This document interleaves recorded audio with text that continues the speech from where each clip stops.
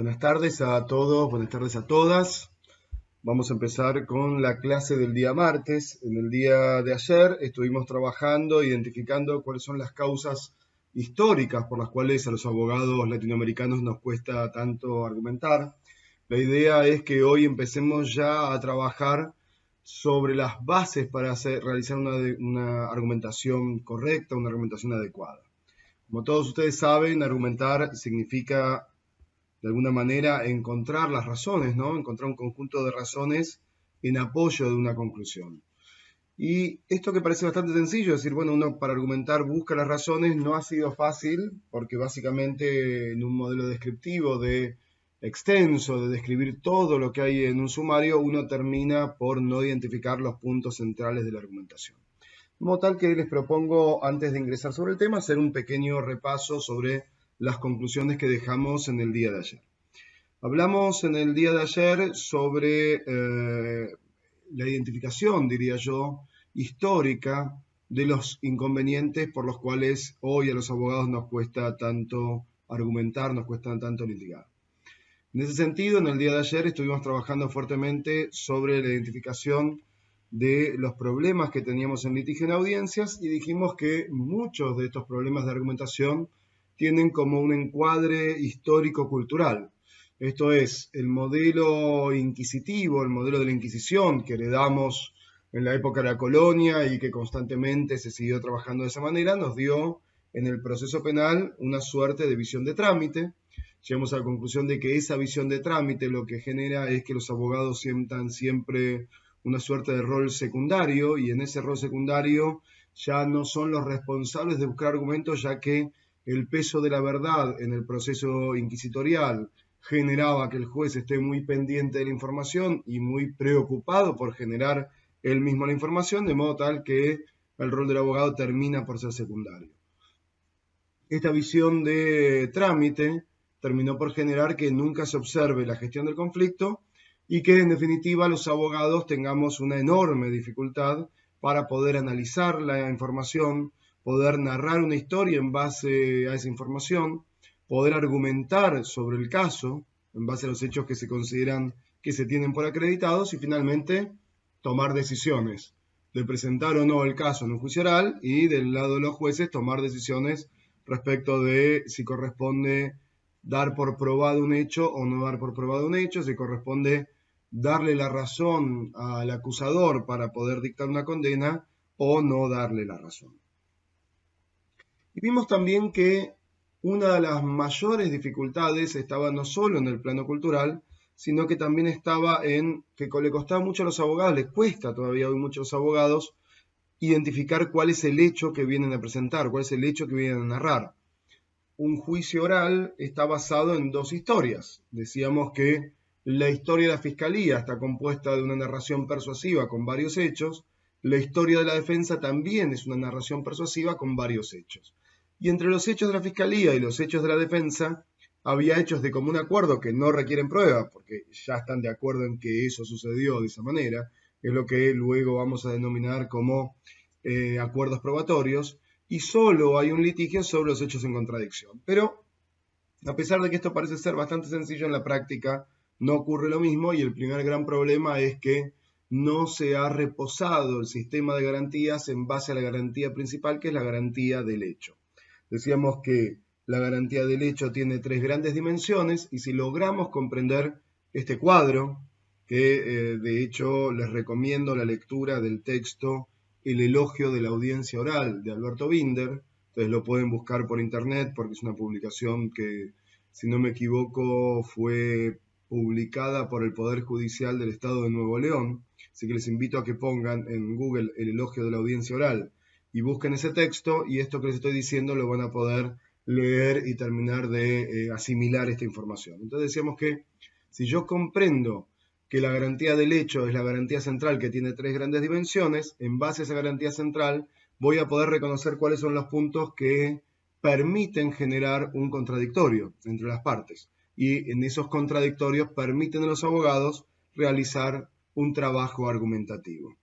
Entonces decíamos que sobre la garantía del hecho, la primera dimensión de la garantía del hecho era justamente los requisitos de verificabilidad. Esto es, no cualquier hecho puede ser juzgado, sino que ese hecho debe ser un hecho que responda a las garantías principales, que son que ese hecho esté descrito en una ley adecuadamente, de manera adecuada, principio de legalidad, que ese hecho sea reprochable al autor a título de dolo o culpa, principio de culpabilidad.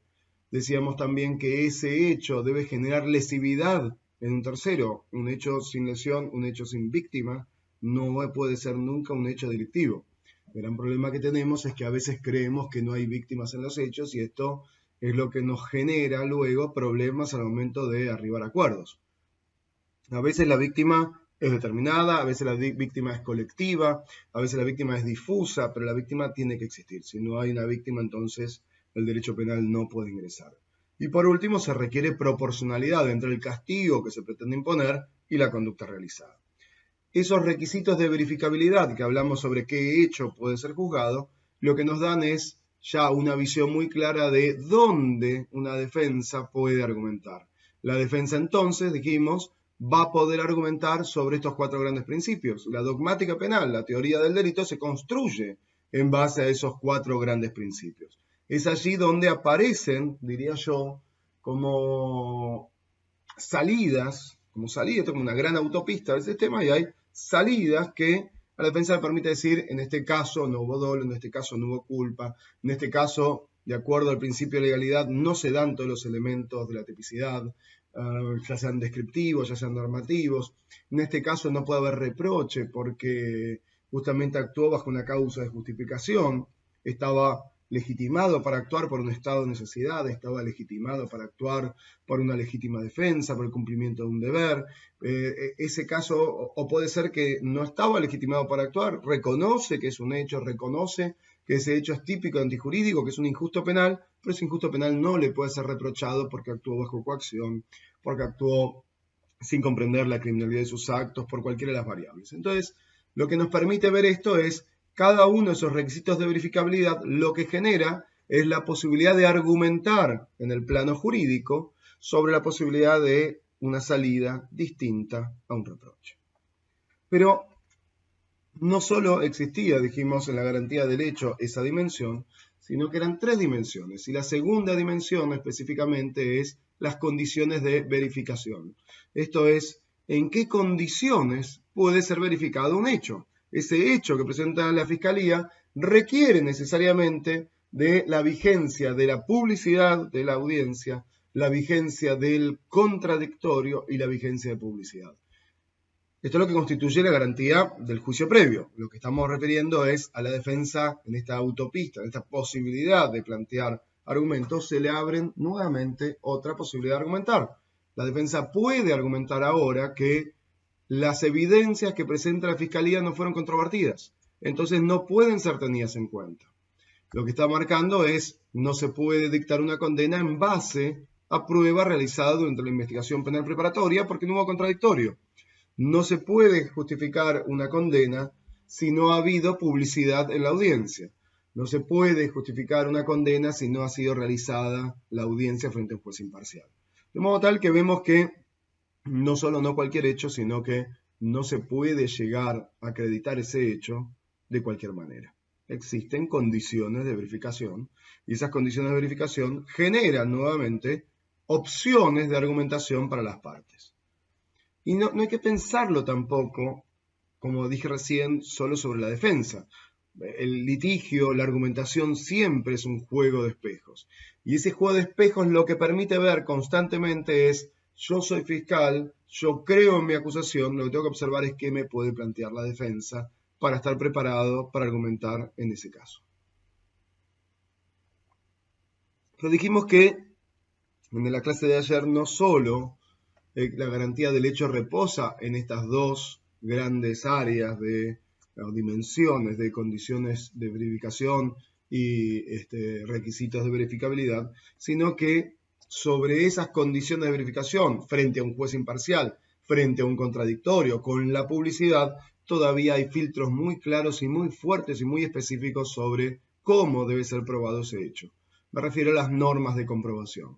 Y observamos que solamente hay 6 medios probatorios, ¿sí? Dijimos pruebas más orales, en primer lugar testimonial, segundo lugar pericial, tercer lugar declaración de partes, y pruebas que se elaboran por fuera de esa oralidad, pero que deben ser presentadas oralmente, que son documentos, informes y prueba material.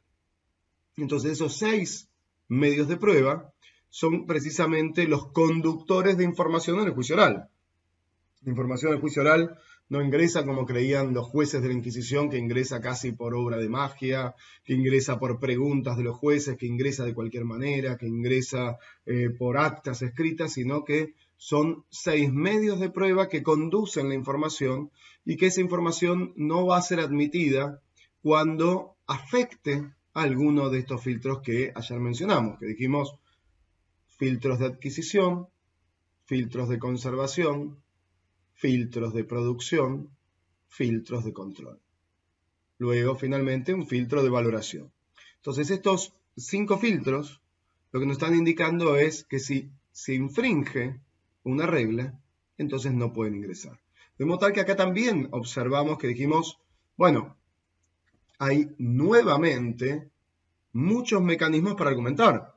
El argumento que puede plantear un defensor o un fiscal sobre la prueba de la defensa es ya no sobre si el hecho está acreditado o no, sino sobre un punto de decir, esa información no puede ingresar. ¿Por qué no puede ingresar? Bueno, básicamente porque fue obtenida de manera ilegal. Por ejemplo, el modo en que se adquirió el arma que se pretende probar como arma homicida no fue a través de un policía, a través de testigos, sino que los policías detectaron un arma y ese arma que fue secuestrado no fue en presencia de testigos.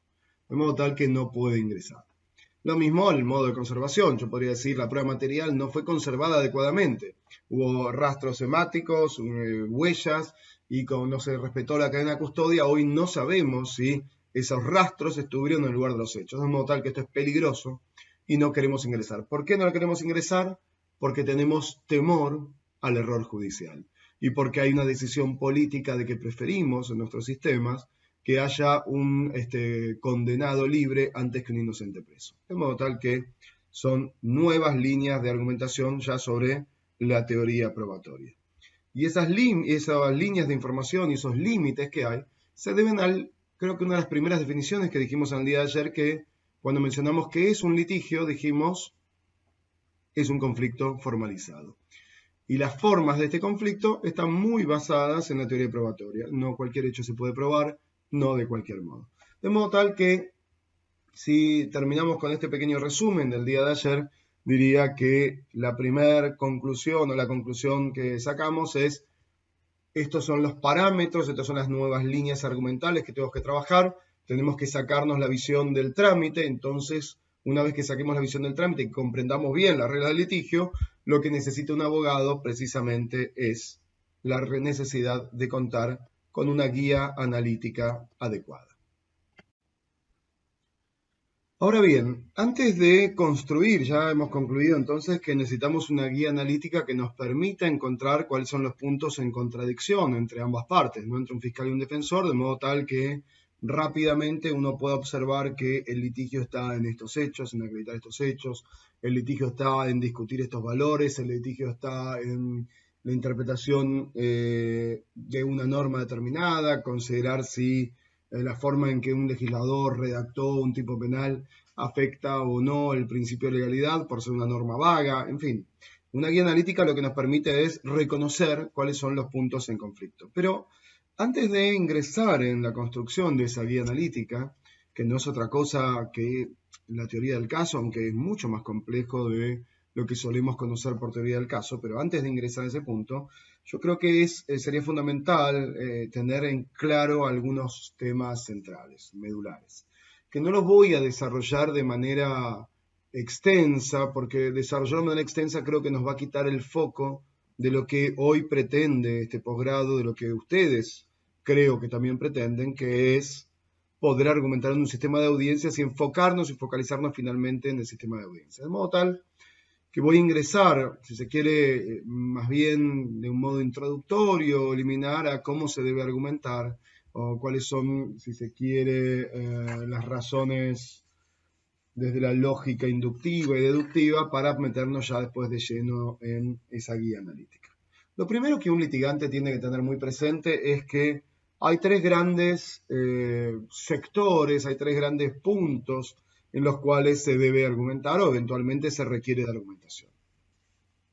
Se tiene que argumentar sobre hechos o se puede argumentar sobre hechos, se puede argumentar sobre derecho y se puede argumentar sobre valores. Estas son las tres grandes dimensiones, creo yo, de la argumentación, al menos a mi modo de ver me parece que comprender, argumentar en hechos, en derecho y en valores nos da una lógica bastante adecuada para poder trabajar luego en un sistema de audiencias de manera práctica. Vamos a fijar mínimamente qué es esto, argumentar sobre hechos. Cuando nosotros hablamos de argumentar sobre hechos, necesitamos en primer lugar reconocer cuáles son los hechos en controversia. Y sobre esos hechos en controversia, seguramente, porque si no, no están en controversia, no tengamos una prueba directa que nos demuestre ese extremo. Ejemplo. Si yo estoy discutiendo la autoría en un caso penal, seguramente se debe a que nadie observó al imputado cometer el hecho. Si no, no tendría mucho sentido discutir la autoría. Salvo que haya una fuente de información, un testigo que observó al imputado cometer el hecho, sin embargo, aún así puedo discutir la credibilidad de esa fuente de información. Es decir, A dice haber visto a B cometer un hecho determinado, sin embargo A odia a B, A es una persona que suele mentir, A tiene trastornos de personalidad que hacen que toda esta situación sea o genere dudas sobre la credibilidad de esa fuente de información. Básicamente entonces lo que decimos es que cuando vamos a argumentar sobre hechos, seguramente nos vamos a posicionar en un hecho que no está acreditado de manera directa o que si está acreditado de manera directa, podemos hacer un juicio de credibilidad sobre la fuente de información.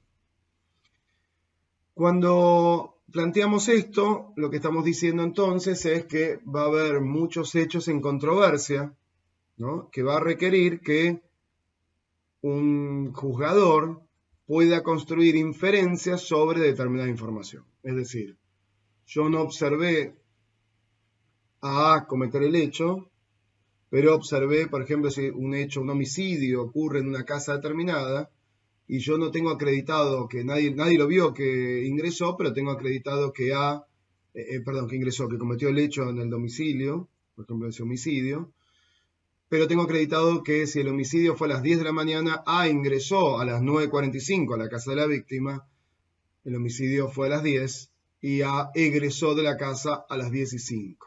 Yo sobre esos hechos construyo una inferencia de la gente ingresa a un domicilio para un fin determinado, estuvo solamente 15-20 minutos en el domicilio y en ese momento es el suceso de la muerte. Puedo agregarle otros hechos que le den mayor credibilidad, como por ejemplo, ninguna otra persona ingresó al domicilio y esto permite construir una inferencia más fuerte. Del otro lado, habrá que la defensa construirá otro tipo de inferencia diciendo alguna cuestión de credibilidad del testimonio, alguna cuestión de no se puede determinar a ciencia cierta si no ingresó otra persona, porque hay cámaras que registran los ingresos en el frente del domicilio, pero no en la parte posterior. En fin, a lo que queremos plantear es que cuando uno encuentra un hecho contradictorio, lo que va a generar es un argumento, una línea argumental sobre esos hechos, sobre hechos que no tienen prueba directa o que tienen discusión sobre la credibilidad. Pero no solamente existe la necesidad de un abogado de saber argumentar sobre hechos, sino que dijimos que una segunda dimensión de la argumentación está sobre el derecho. Existe un conjunto de normas en el ordenamiento penal, en un sistema, en un país determinado, que muchas veces entran en conflicto entre sí.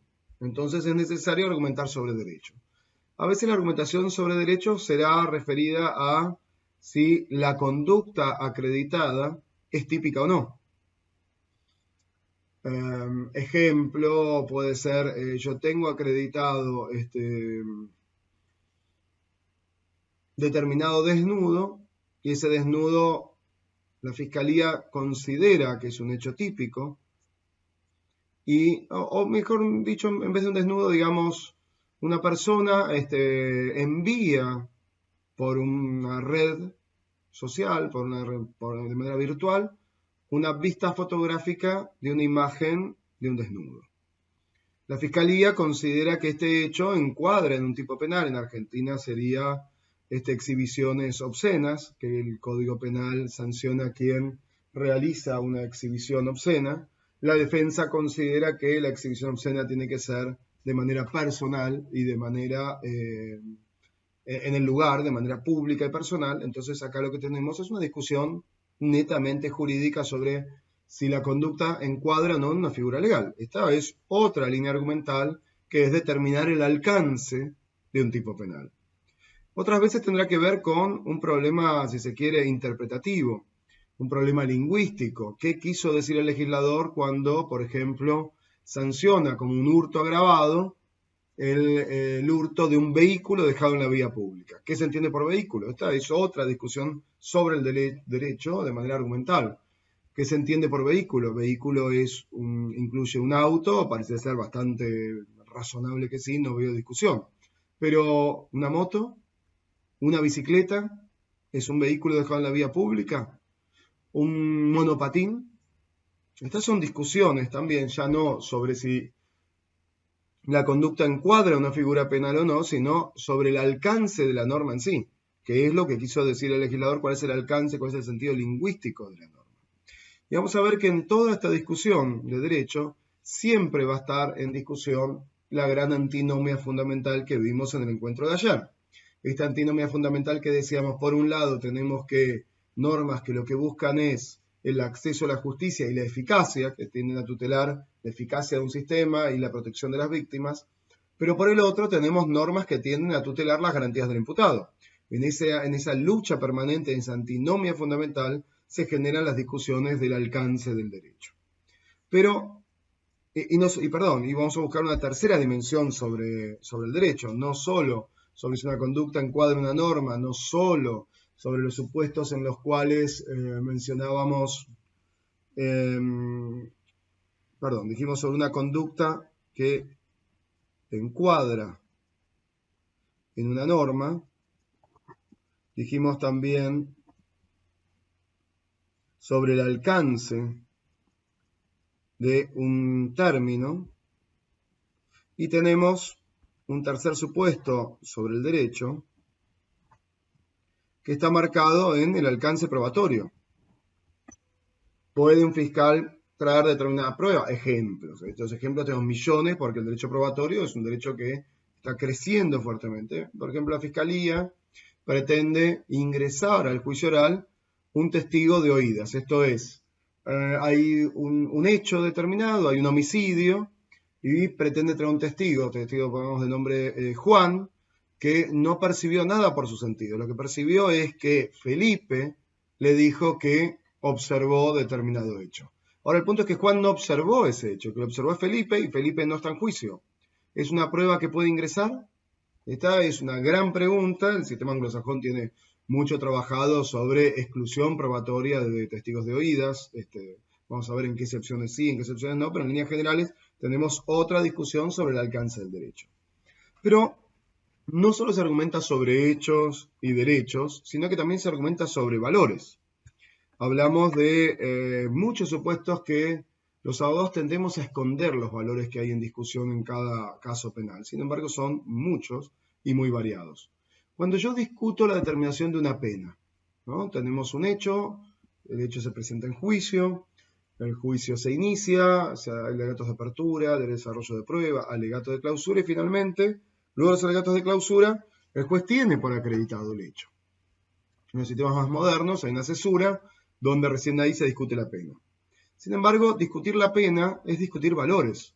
Los códigos penales no suelen establecer cuál es el límite o el alcance entre los atenuantes y los agravantes. Por ejemplo, se considera que es un atenuante la especial vulnerabilidad de una persona en el sistema, ¿sí? No tuvo estudios, no tiene posibilidades económicas, su familia tiene hambre, tiene necesidades. Es una persona que está más propensa a caer en las redes del sistema penal. Esto es un atenuante que hay que tener en cuenta al momento de terminar la pena. Pero, ¿cuál es el alcance de ese atenuante? ¿Cómo opera ese atenuante en comparación con quienes consideran que un agravante posible puede ser la existencia de condenas previas. ¿Cuánto es el peso de uno y otro? ¿Cuál es el peso de intentar reparar un daño como atenuante? ¿Cuánto es el peso de el mayor daño ocasionado, un delito de peligro? Esto no está determinado y es bueno que los jueces empiecen a exigir argumentaciones a los abogados sobre hasta dónde considera que debe operar esta agravante, este atenuante.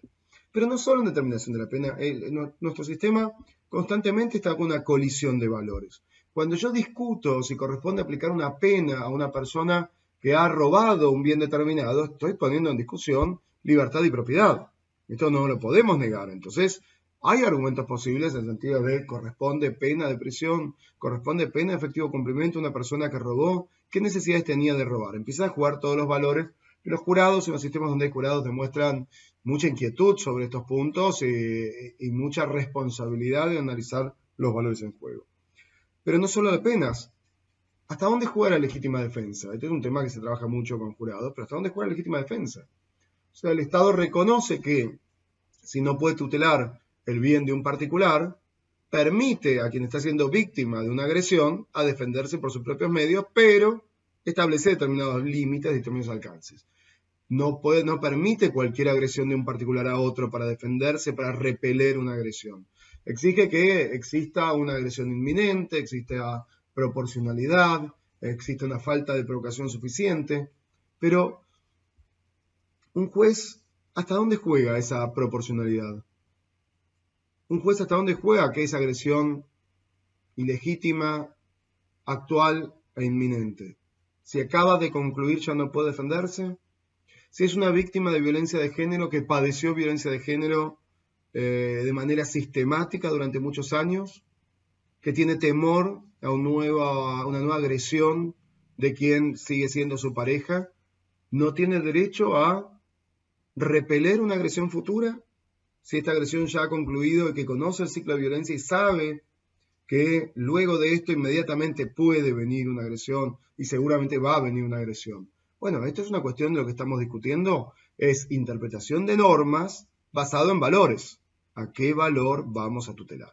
Entonces, reconocer en síntesis estos como principio inicial e introductorio de la argumentación, que un abogado debe argumentar sobre hechos, un abogado debe argumentar sobre derecho, un abogado debe argumentar sobre valores, nos permite de alguna manera empezar a construir ese punto inicial de la argumentación jurídica.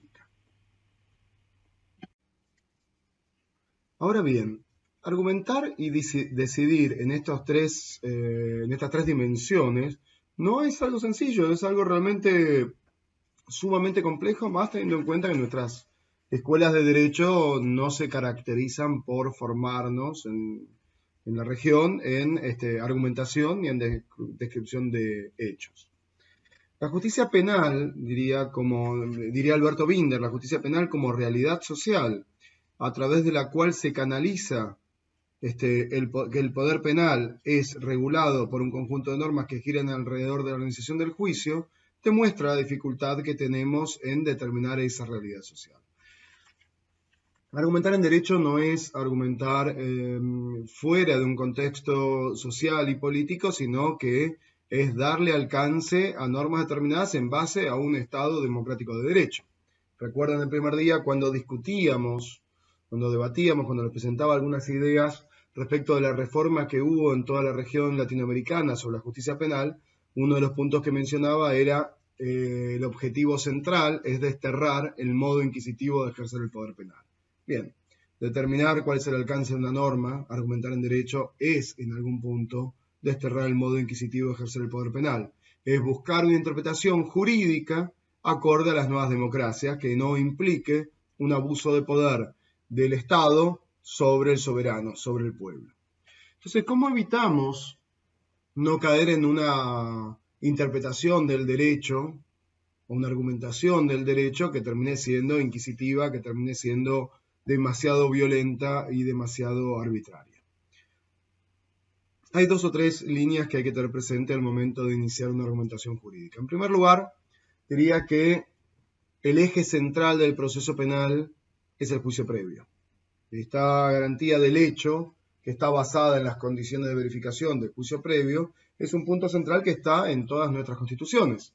Si uno revisa la Constitución argentina desde 1853, establece que existe la garantía del juicio previo. Nadie puede ser condenado por un hecho, garantía del hecho, sin un juicio previo. De modo tal que todo el sistema normativo debe estar basado en el juicio previo. Y esto nos permite reconocer al momento de argumentar dos grandes sistemas. Un sistema de audiencias de acuerdo que evita el juicio previo, lo que hace es generar un acuerdo, y otro sistema en el cual cuando el hecho tiene que ser acreditado, cuando no hay acuerdo posible, directamente entramos en un sistema de audiencia de conocimiento. De modo tal que la información que ingrese a juicio tiene que ser información que se produce en el juicio mismo, y eso ya nos da un alcance de lo que es la argumentación en derecho en base al nuevo sistema procesal penal. Esto es en base al derecho probatorio. En segundo lugar, cuando uno argumenta sobre el derecho, tiene que tener presente una antinomia fundamental que venimos mencionándola y que vamos a continuar mencionándola constantemente en estas clases, que es uno construye todo el sistema de reglas en base a la antinomia fundamental. Protección y tutela, acceso a la justicia de la víctima, eficacia del sistema. Por el otro lado, garantías del imputado.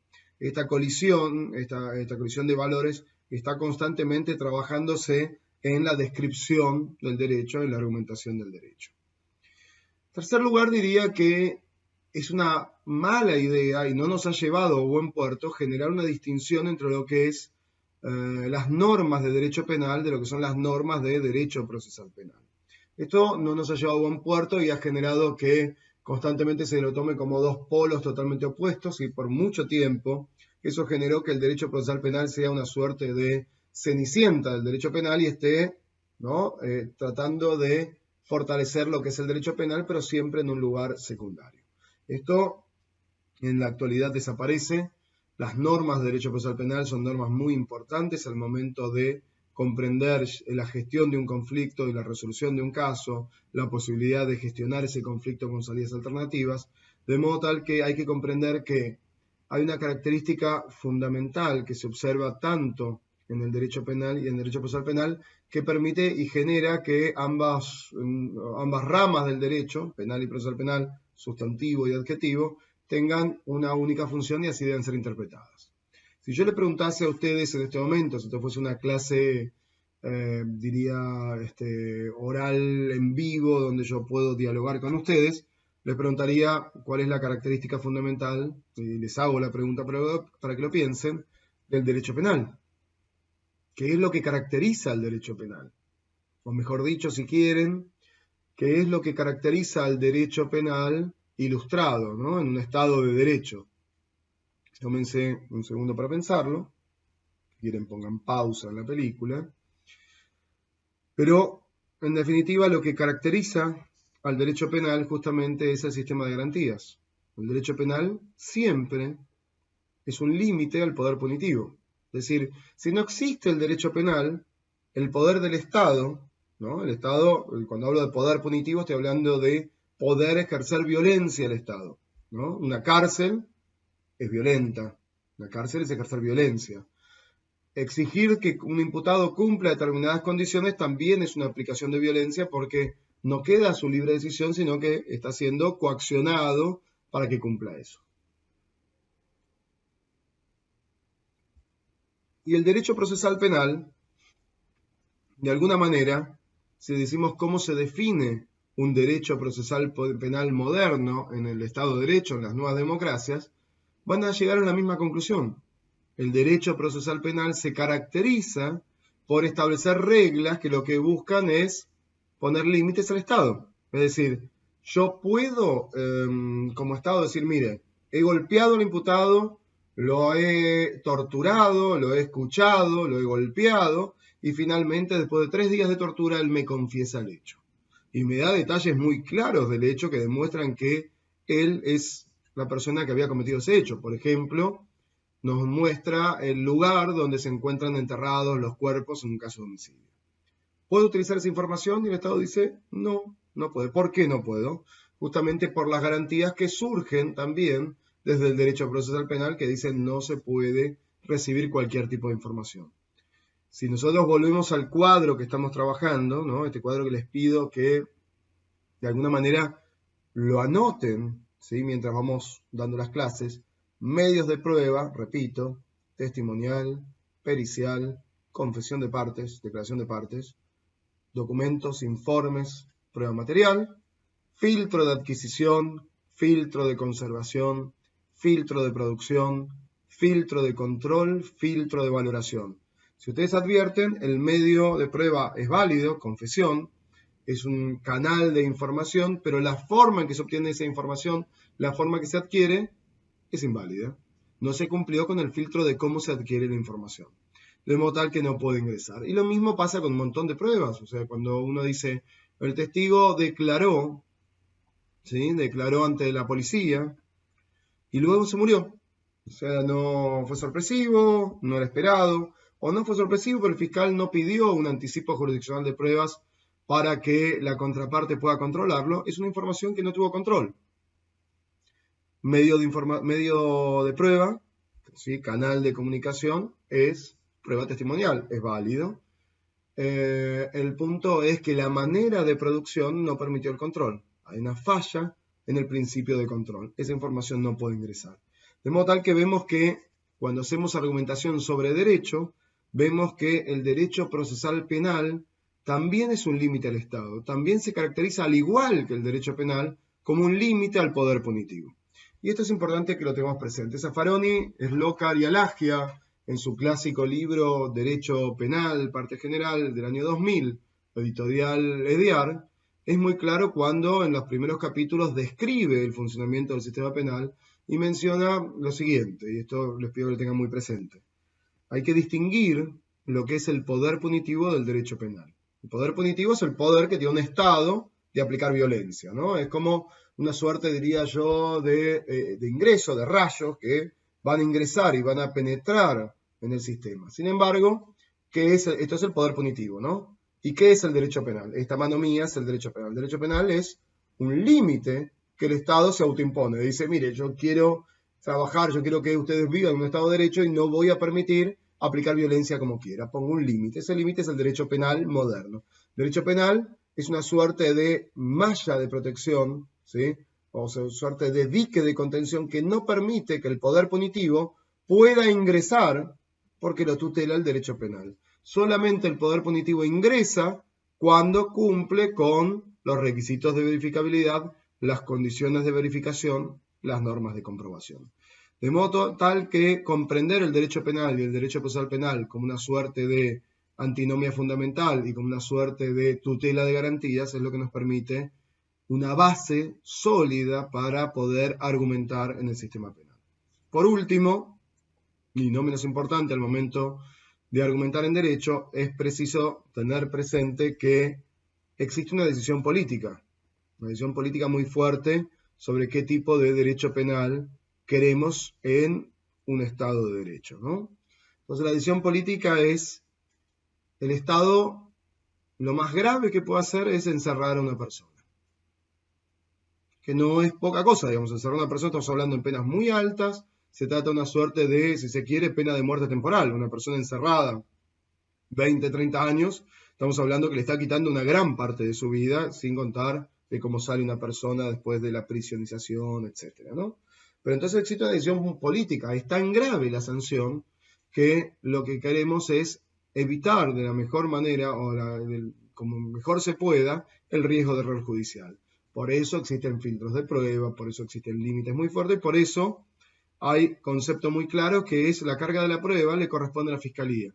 Si la Fiscalía prueba su acusación en un 70% y la defensa presenta un hecho y lo prueba en un 10%, a pesar de que la Fiscalía estuvo más cerca de acreditar su hecho, corresponde absolver. ¿Por qué? Porque la carga de la prueba la tiene la Fiscalía.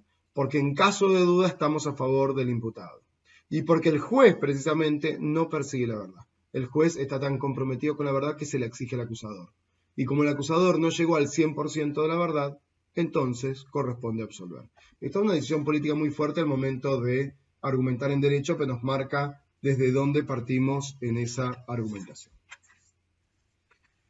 Ahora bien, en la argumentación sobre el derecho tenemos un gran problema, es que existe un sinnúmero de normas, cada vez son mayor es la cantidad de normas existentes sobre cada caso que corresponde trabajar, entonces tenemos normas de distinto rango que tenemos que ver cómo operan en cada caso concreto.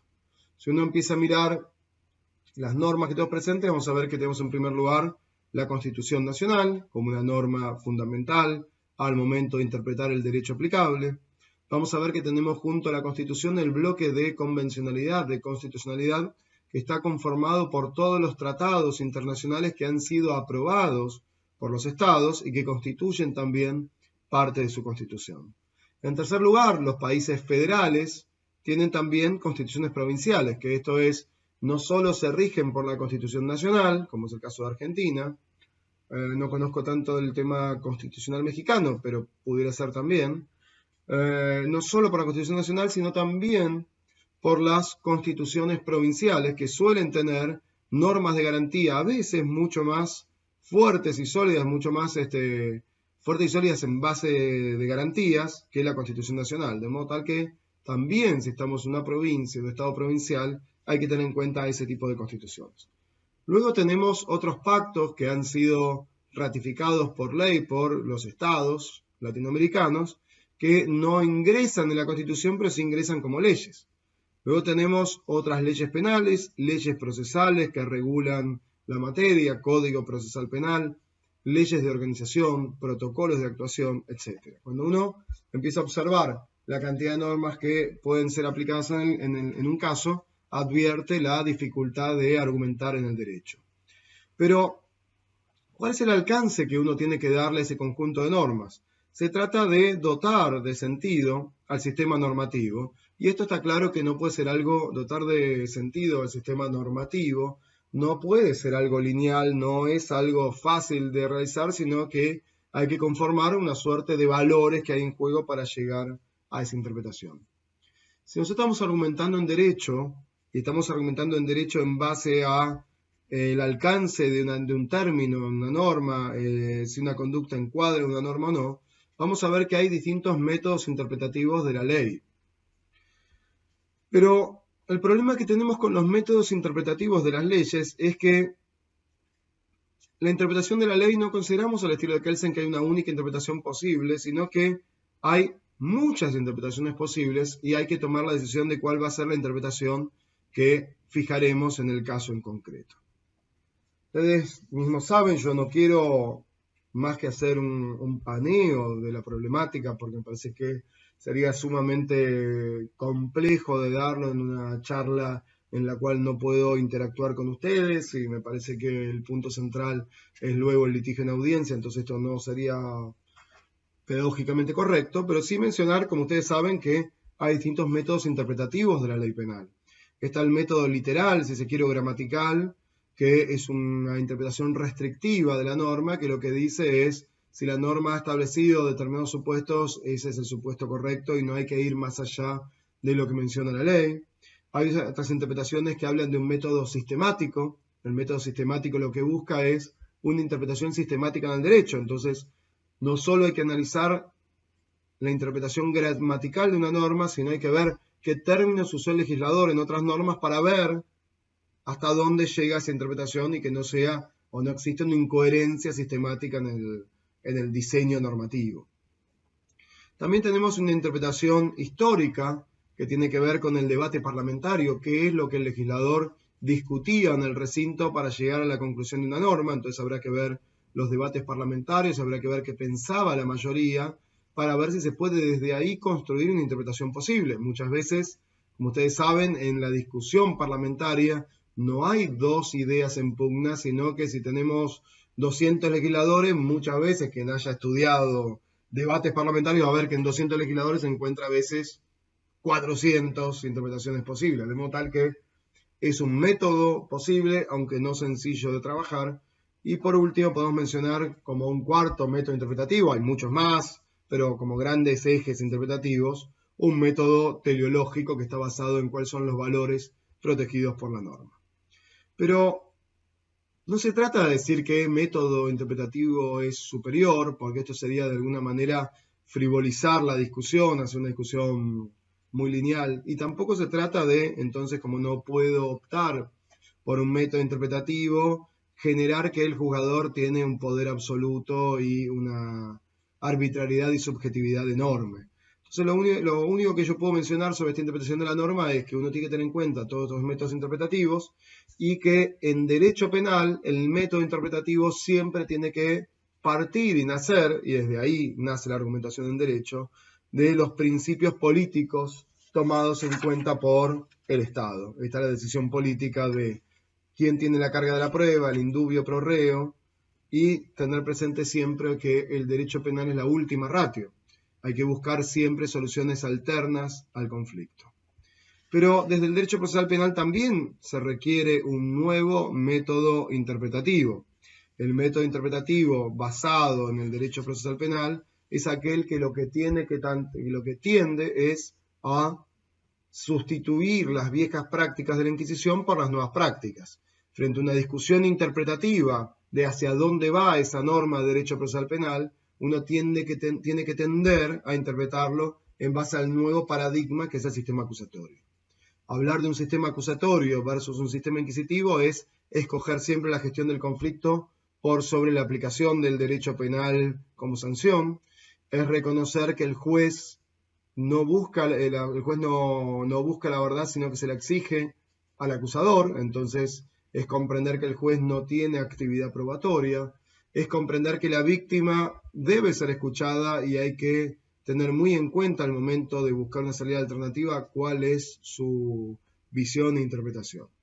En síntesis, construir la hermenéutica del derecho procesal penal, esto es, interpretar las normas, argumentación de normas del derecho procesal penal, es, en primer lugar, identificar las normas, en segundo lugar, comprender el sistema adversarial, cómo debe funcionar, en tercer lugar, comprender que es una discusión social y política muy fuerte, en la cual lo que estamos discutiendo es en un campus social, dirían una suerte de campo de debate, se están debatiendo viejas prácticas de la Inquisición con nuevas prácticas que surgen del sistema adversarial a las que hay que dar prioridad. Tener en cuenta también el modelo histórico, que es cómo operaba antes y cuáles son las prácticas que hay que ir cambiando. De modo tal que vemos que argumentar en derecho tiene esta complejidad, todos estos puntos que acabamos de mencionar y que comprenderlos es realmente de un esfuerzo notable. Toda esta complejidad que acabamos de marcar sobre el razonamiento, sobre la argumentación, sobre el derecho, creo que de alguna manera se ha tratado de simplificar en lo que se denomina silogismo judicial, que es utilizar finalmente razonamiento deductivo para sintetizar el trabajo de un juez. Y creo que esto no nos ha llevado en líneas generales a buen puerto, al menos en un sistema de audiencias. Se suele mencionar que el debate argumental es el siguiente. La justificación interna de una sentencia judicial alude a la corrección formal de los razonamientos que en la sentencia se contienen, ¿sí?, conforme a las reglas de la lógica. Y se suele mencionar un supuesto muy conocido por todos respecto a las aves que se dice, miren, lo que requiere una sentencia judicial es un silogismo judicial a través de la lógica deductiva, en las cuales existe un antecedente, un consecuente y una conclusión. Se suele mencionar de la siguiente manera. Fuera del derecho, todas las aves vuelan, ¿sí?, premisa mayor. Premisa menor, los gorriones son aves. Conclusión, los gorriones vuelan. Este es un razonamiento que llamamos razonamiento deductivo, de lógica simple, en la cual lo que se menciona es que en un razonamiento deductivo correcto, sucede que si las premisas son materialmente verdaderas, la conclusión también va a ser verdadera. Si la premisa, todas las aves vuelan, es verdadera, ¿sí?, y los gorriones son aves, es verdadera, la conclusión, los gorriones vuelan, siempre va a ser verdadera. El problema que tenemos en este tipo de razonamiento deductivo es qué es lo que sucede cuando incluimos la falsedad material de una de las premisas, ya sea la mayor o la menor. Fíjense el razonamiento que tenemos. Dijimos que todas las aves vuelan, entonces la premisa mayor, todas las aves vuelan. Premisa menor, los pingüinos son aves. La conclusión es los pingüinos vuelan. Sin embargo, todos saben que los pingüinos no vuelan. El problema que tenemos es que la falsedad está en una de las premisas que tiene que ver con que todas las aves efectivamente vuelan. Precisamente los pingüinos son aves que no vuelan. Este es el problema que tenemos del proceso de lógica deductiva. Siempre la lógica deductiva nos va a permitir construir una conclusión verdadera en la medida en que su premisa mayor y su premisa menor sean verdaderas. Pero si cometemos un error en una premisa mayor o menor que tenga una falsedad, la conclusión puede llegar a ser falsa.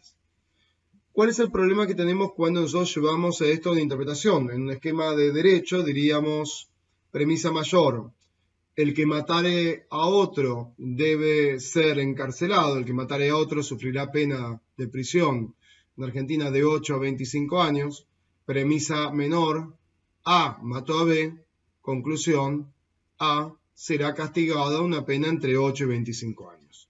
Esto es irrefutable, la lógica deductiva funciona de esta manera. Para el sistema penal es correcto esta apreciación que hemos hecho, solo que la apreciación de A ha matado a B no es tan sencilla, y la apreciación de el que matare a otro tendrá una pena de 8 a 25 años tampoco es tan sencilla, ya que tiene un montón de supuestos que hay que empezar a analizar. ¿Por qué decimos que es mucho más complejo? Precisamente porque no hay premisa mayor, menor y conclusión, sino que esas premisas empiezan a derivar en un montón de subpremisas. Cuando dice el que matare a otro merece pena de prisión de 8 a 25 años, la pregunta que uno se hace es: ¿siempre que uno mata a otro merece pena de prisión? Y la respuesta claramente es no, no es así. ¿Por qué? Porque no cualquier hecho debe ser castigado, sino que en base a lo que mencionamos, requisitos de verificabilidad, vamos a ver que cuando uno matare a otro pero actúa sin dolo ni culpa, no merece la pena de 8 a 25 años. Cuando uno matare a otro pero actúa con culpa, tampoco merece la pena de 8 a 25 años, porque es otra figura penal que es el homicidio culposo. Cuando uno realiza una conducta pero el resultado muerte no es consecuencia de esa conducta, problemas de imputación objetiva, tampoco se da la conclusión final. Cuando una persona mata a otro en legítima defensa, tampoco se va a dar que corresponde pena de prisión. Entonces vemos que la premisa mayor, el que matare a otro, es siempre y cuando no se den algunos de estos supuestos que hemos mencionado y que podemos seguir mencionando. Problemas de error de previsión, problemas de error de tipo, problemas de falta de acción, problemas de imputación, problemas de tipicidad subjetiva, problemas de legítima defensa, problemas de estado de necesidad, problemas de consumación y tentativa, problemas de autoría, problemas de culpabilidad, situación de inculpabilidad, situación de una coacción, de un estado de necesidad, en fin. Vemos que los requisitos de verificabilidad, como habíamos dicho, nos dan puntos sobre los cuales una parte puede argumentar. De modo tal que pretender simplificar la interpretación del derecho, pretender simplificar la argumentación en derecho a un método deductivo o a un silogismo judicial, nos va a dejar a mitad de camino. Si nosotros tuviésemos que analizar un caso concreto, veríamos que las premisas mayores y menores se van a componer de los hechos que plantea la defensa. Es decir, no tiene ningún sentido que yo en un homicidio diga, el que matare a otro merece pena de 8 a 25 años, salvo que no exista legítima defensa, salvo que no sea doloso, salvo que exista un error de previsión, salvo que exista un error de tipo, salvo que haya problemas de imputación, cuando la defensa de estos 5, 10, 15 grandes temas que hemos mencionado, solamente presenta un planteo de estado en una situación de legítima defensa. Entonces, lo que nos va a permitir la lógica deductiva al final de cuentas es construir esa premisa mayor con determinadas subpremisas que nos indiquen qué es lo que ha planteado la defensa en el caso concreto. Eso es lo que nos permite trabajar una lógica deductiva en el caso concreto sobre los planteos que ha hecho la defensa en un sistema de audiencias. Entonces, para sintetizar y no complejizar la cuestión, método deductivo, lógico: el que matare a otro merece pena de prisión, A mató a otro, A debe ser puesto en prisión, no nos permite analizar las distintas circunstancias que presenta una defensa. ¿Sí? Razón por la cual descartamos el sistema así como lo hemos presentado. El siguiente esquema. El que matare a otro merece una pena de 8 a 25 años siempre que exista acción, exista posición de garante, exista nexo de imputación entre la acción y el resultado, sea doloso, no haya un error de tipo, no exista legítima defensa, no existe estado de inculpabilidad, no haya una situación de estado de necesidad, en fin, las distintas circunstancias que permiten exonerar de culpa serían las premisas. La siguiente, en este caso, no ha habido, una por una, no ha habido falta de conducta, no ha habido problemas de dolo, no ha habido problemas de culpa, no ha habido problemas de imputación, no ha habido legítima defensa, no ha habido estado de necesidad. Finalmente, entonces, A mató a B, A merece pena de prisión. Es un decálogo de cuestiones normativas y jurídicas que posiblemente no se hayan planteado en el caso, razón por la cual ese silogismo judicial no parece ser el adecuado para un sistema de audiencias. De modo tal que lo que proponemos es un sistema, si se quiere, de silogismo judicial, acorde a un sistema de audiencias en base a los planteos concretos que ha efectuado una defensa. Entonces, si la defensa solo plantea legítima defensa, lo que tenemos que discutir es si ha habido un homicidio y si el homicidio se actuó o no en legítima defensa. De modo tal que el silogismo judicial, a través de la lógica deductiva, a través del razonamiento deductivo, debería ser algo similar a lo que vamos a plantear ahora. Primer premisa, el que matare a otro merece pena de prisión de 8 a 25 años. Segunda premisa, no será punible cuando una persona mate a otra en situación de legítima defensa. Ya excluimos el resto de los planteos que no fueron efectuados por la defensa. Tercer premisa. Consideramos que se actúa en legítima defensa cuando existe una agresión inminente, existe proporcionalidad entre el daño rogado y el daño salvado, y no existe falta, y no hay provocación suficiente. Existe una falta de provocación suficiente. Cuarta premisa. ¿Cómo se interpreta cada uno de esos elementos? Ven que acá entramos en un razonamiento del derecho basado en valores.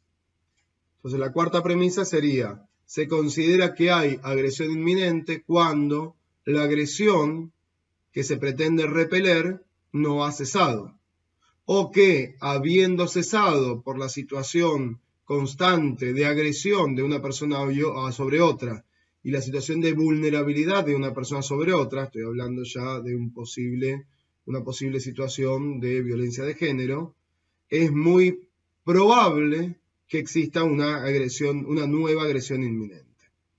Se considera que hay proporción entre, en esa misma premisa, en la cuarta también diríamos, se considera que hay proporcionalidad entre el daño ocasionado y el daño salvado, cuando a pesar de que la agresión sea más fuerte que la agresión evitada, no sea absolutamente desproporcionada y sea el medio menos lesivo para repeler la agresión.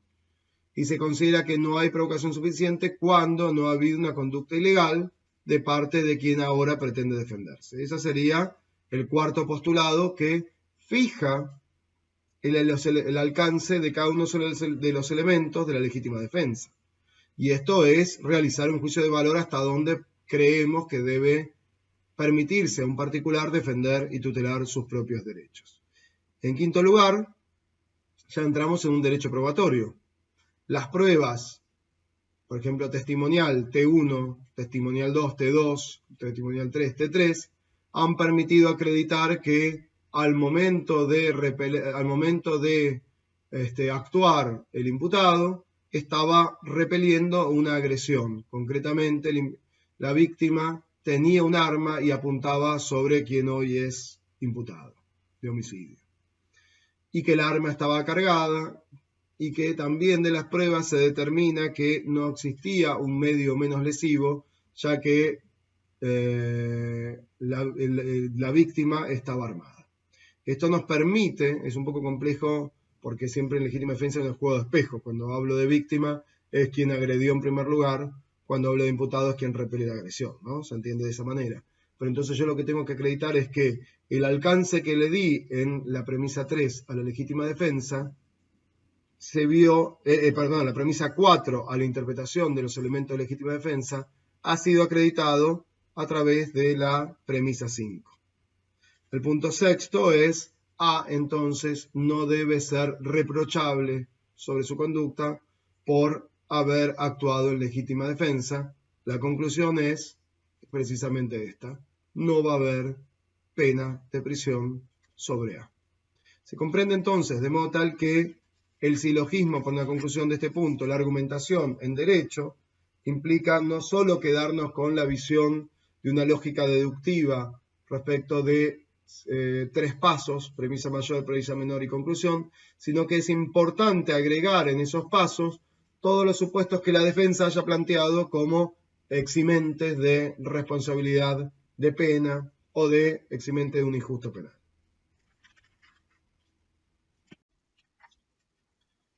Pero como dijimos, la lógica deductiva no es suficiente para la argumentación de un caso penal. La lógica deductiva lo que nos sirve es para determinar que si efectivamente existe una norma penal que sanciona a una persona y se dan esas circunstancias positivas y negativas, inexistencia de legítima defensa y otras causales que pueden excluir la responsabilidad penal, entonces corresponde una pena. Pero aún así, lo que nos falta es la determinación de los hechos. ¿Cómo determino yo que A es autor del hecho que se le imputa? Y en ese sentido, necesitamos tener un sistema que nos permita argumentar y razonar a través de otro método, no ya a través del método deductivo, sino a través del método inductivo. En el plano de los hechos, entonces, vamos a necesitar de un método inductivo, ¿sí?, de inferencias, para poder tener por acreditada determinada conducta.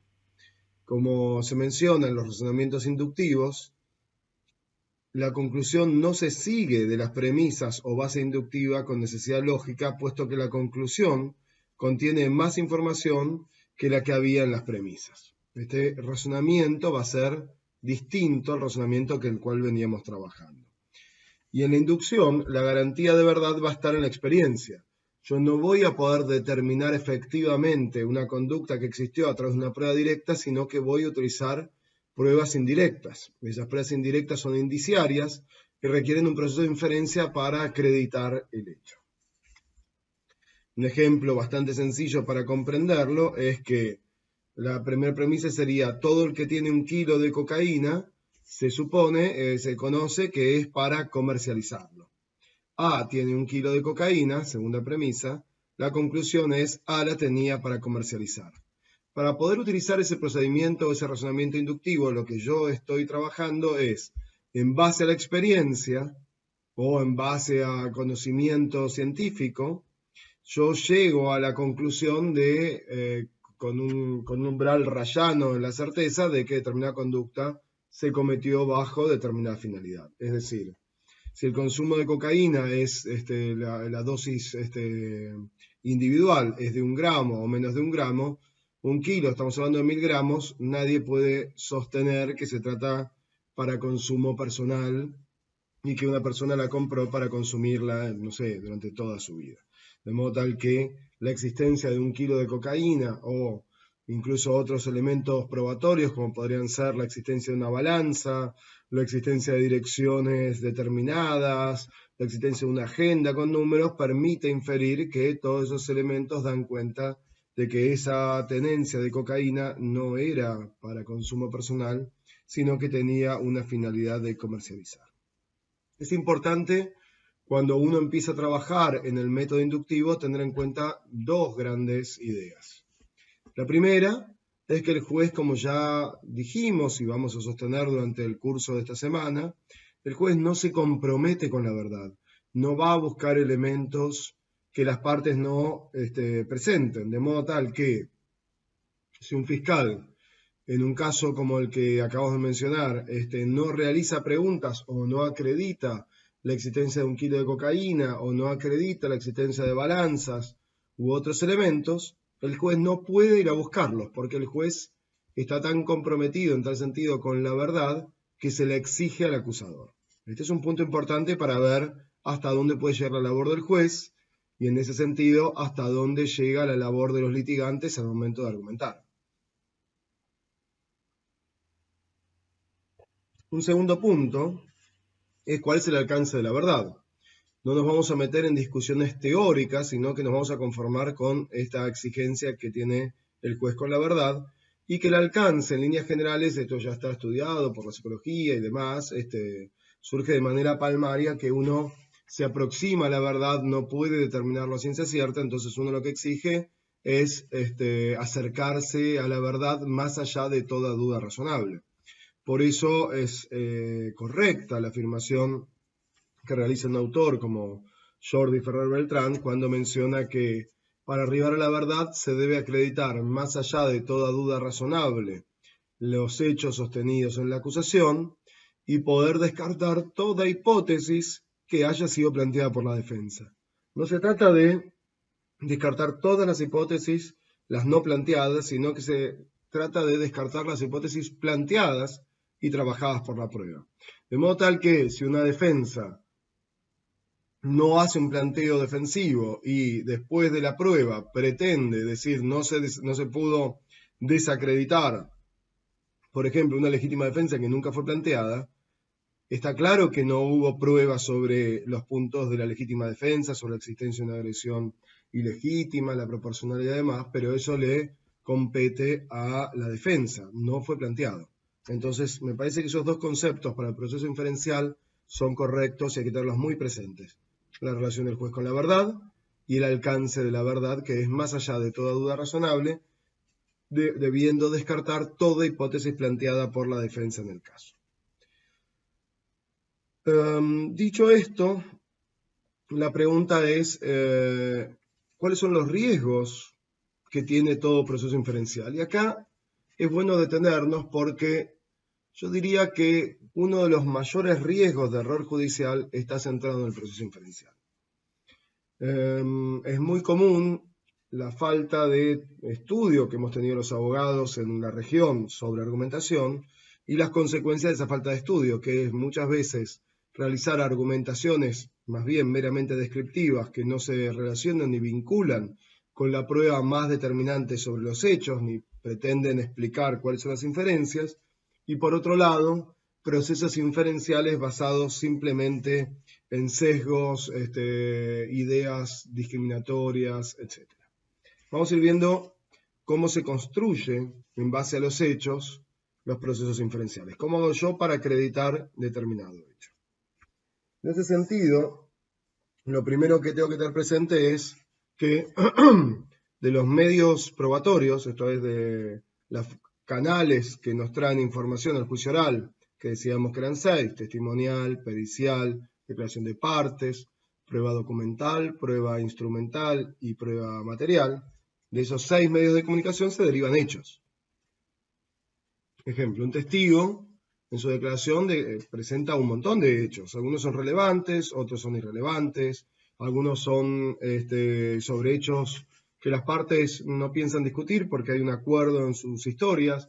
Otros hechos son sobre hechos contradictorios. Pero muchas veces, o lo mismo, de la prueba material también se derivan hechos. La prueba material puede ser un revólver secuestrado en el bolsillo del pantalón de un imputado.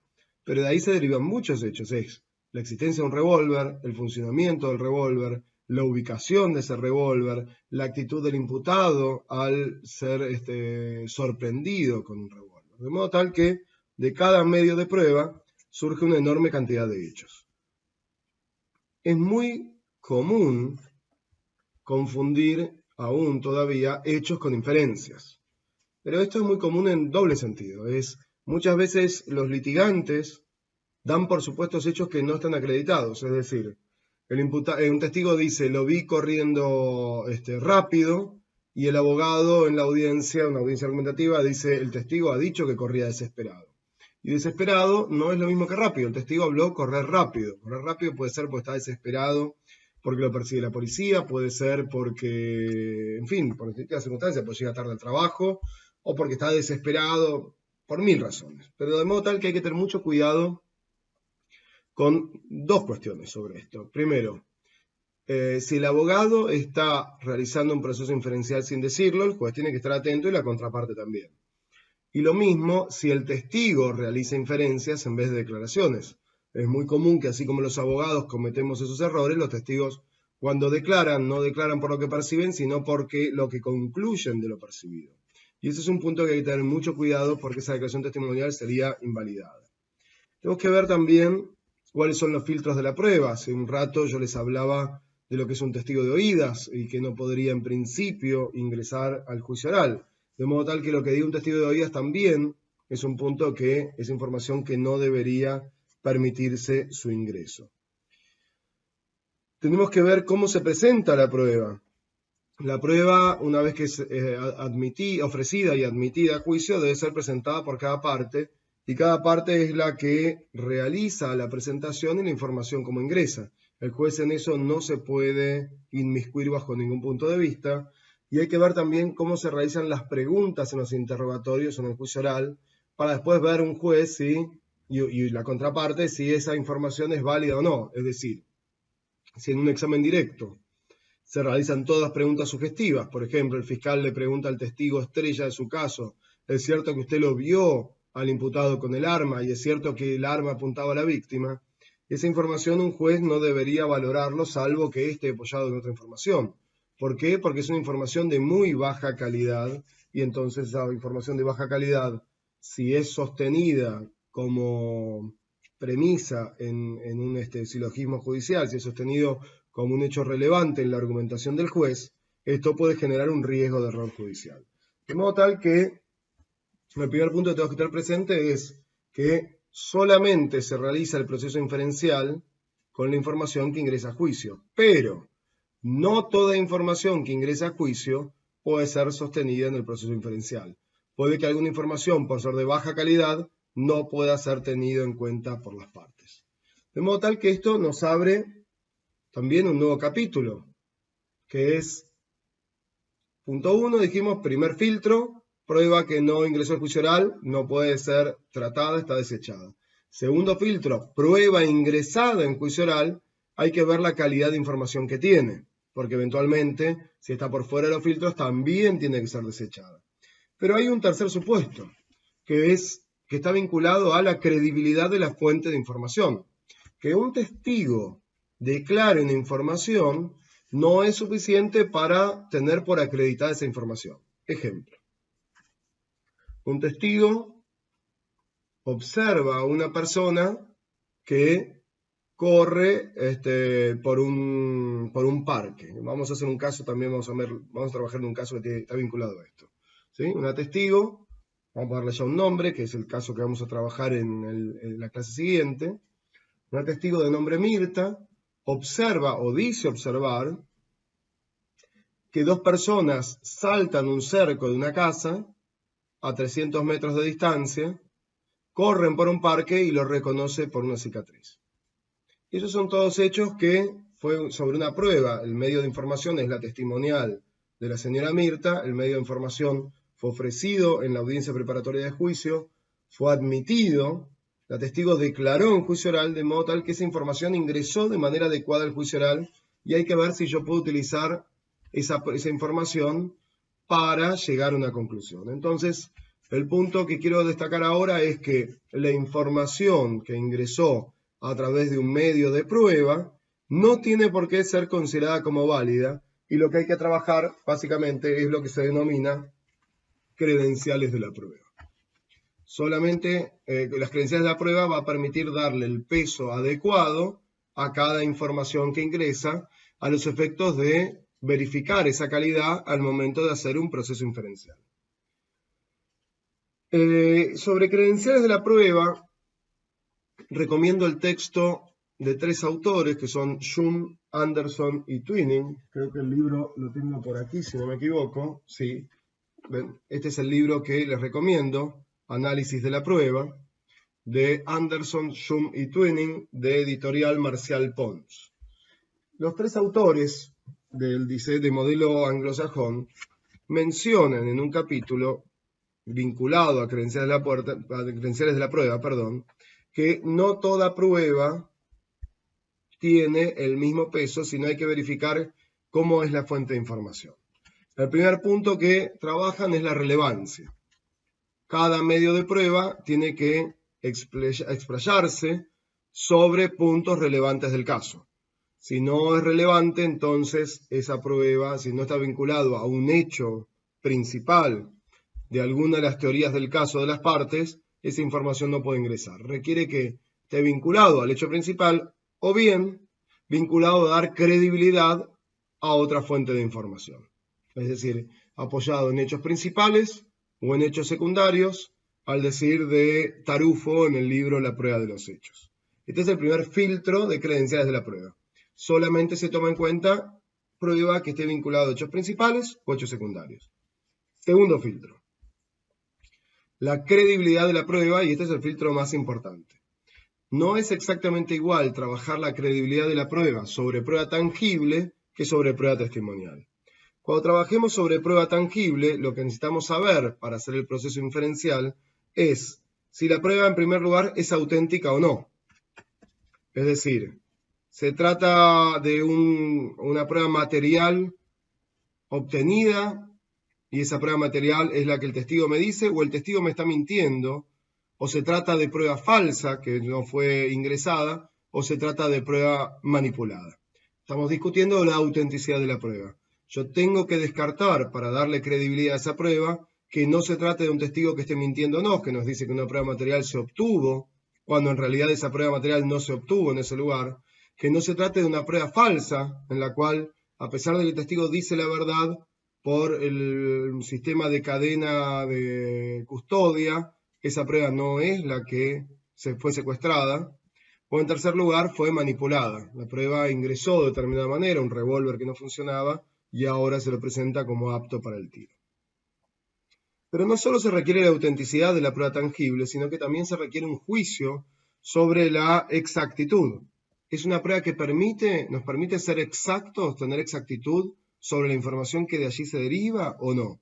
Ejemplo, si nosotros queremos acreditar hechos a través de una filmación, si la cámara tiene imágenes borrosas, tal vez ya no sea tan exacta y tan precisa. Y este es un punto que hay que reducir la credibilidad de ese medio probatorio. En tercer lugar, la fiabilidad de la prueba. Por ejemplo, hay muchos casos en los cuales se prueban determinados supuestos a través de radares. Radar que determina velocidad, que determina si a esa velocidad podía llegar a determinado lugar, o una prueba específicamente, o una multa de tránsito también podría ser. El punto es, para que esa prueba tangible sea creíble, es necesario que sea fiable. ¿Y cómo es fiable?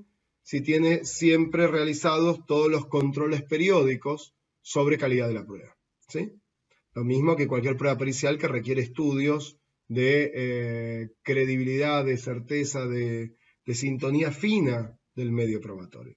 De modo tal que la prueba tangible, para que sea creíble, no basta con que un perito nos declare sobre qué decía o qué se veía en ese video, o que nos diga que el arma secuestrada es el arma que fue secuestrada en poder del imputado, sino que tenemos que requerir que sea auténtica, que sea exacta y que sea fiable. Pero la credibilidad de la prueba testimonial claramente responde a otros parámetros. La prueba testimonial, en primer lugar, necesitamos saber si se trata de, o mejor dicho, cuál es la fuente de información. Lo que declara el testigo, lo declara por conocimiento personal, es decir, el testigo lo observó a través de sus sentidos. Se trata de un testigo de oídas que nos menciona que otra persona escuchó decirle algo y es lo que presenta, o se trata de simplemente de una inferencia de un testigo. El testigo observó algo y en base a lo que observó concluye. Por ejemplo, esa inferencia puede ser correcta o incorrecta. La inferencia puede ser, corría de un lugar a otro y infiere que venía del domicilio del imputado porque lo vio salir del edificio de departamentos de donde vivía la víctima y el imputado. Esta es una inferencia que sería razonable, pero por ahí también puede ser una inferencia que el testigo declara que el autor es el imputado, y si se le pregunta por qué, es por un sesgo, un prejuicio, porque dice es pobre, y según el testigo cree que los pobres cometen más delitos, cuestión que obviamente no comparto. Pero entonces lo que tenemos que ver es cuál es la fuente de información. Mayor credibilidad, conocimiento personal. Dudas sobre la credibilidad, testigo de oídas. Invalidez de la información cuando se trata de una inferencia del testigo. Pero el juicio de credibilidad de la prueba testimonial no se basa solamente en la fuente de información, sino tenemos que ver tres grandes capítulos. Primero, ¿el testigo es veraz o declara falsamente? Si el testigo declara falsamente, entonces ninguna información que dé ese testimonio, ese medio de prueba, puede ser tenida en cuenta. Siguiente, ¿es objetivo al declarar? Si es objetivo, va a ser creíble. Ahora, si nosotros demostramos que tiene falta de capacidad en su memoria, presenta sesgos o tiene determinadas expectativas en el caso, ¿sí? Un interés determinado en el caso, entonces ya esta prueba no va a ser creíble o va a tener discusiones sobre credibilidad. Ejemplo, la madre del imputado declara y dice, el imputado, mi hijo, estaba conmigo. ¿Es creíble? Bueno, hay que trabajar si realmente es objetiva o es subjetivo. No basta tampoco para negarlo, negar la información, pero decir es la madre del imputado. Lo que hay que determinar es qué implica ser la madre del imputado, si está dispuesta a mentir o no por su hijo, si tiene intereses económicos concretos, por ejemplo, la madre vive, no trabaja y el único ingreso que tiene para pagar el alquiler es la plata que se deriva del trabajo de su hijo que hoy está imputado. Eso lo hace que sea menos creíble. Todo se trata de fijar estándares y grados. Por último, en credibilidad, tenemos que ver la percepción. Condiciones de percepción tienen que ver sobre la condición del testigo en sí. Tiene buena visión, tiene buena audición, tiene buen olfato, depende del sentido con que haya percibido un hecho y lo haya declarado, pero también con el foco de atención que tuvo, estaba realmente atenta o atento a esa situación, cómo son las condiciones de percepción visual, cuánto tiempo vio el objeto, a qué distancia, cómo era la luminosidad del lugar, hacen que el testimonio, la información que trae el testimonio, sea más o menos creíble.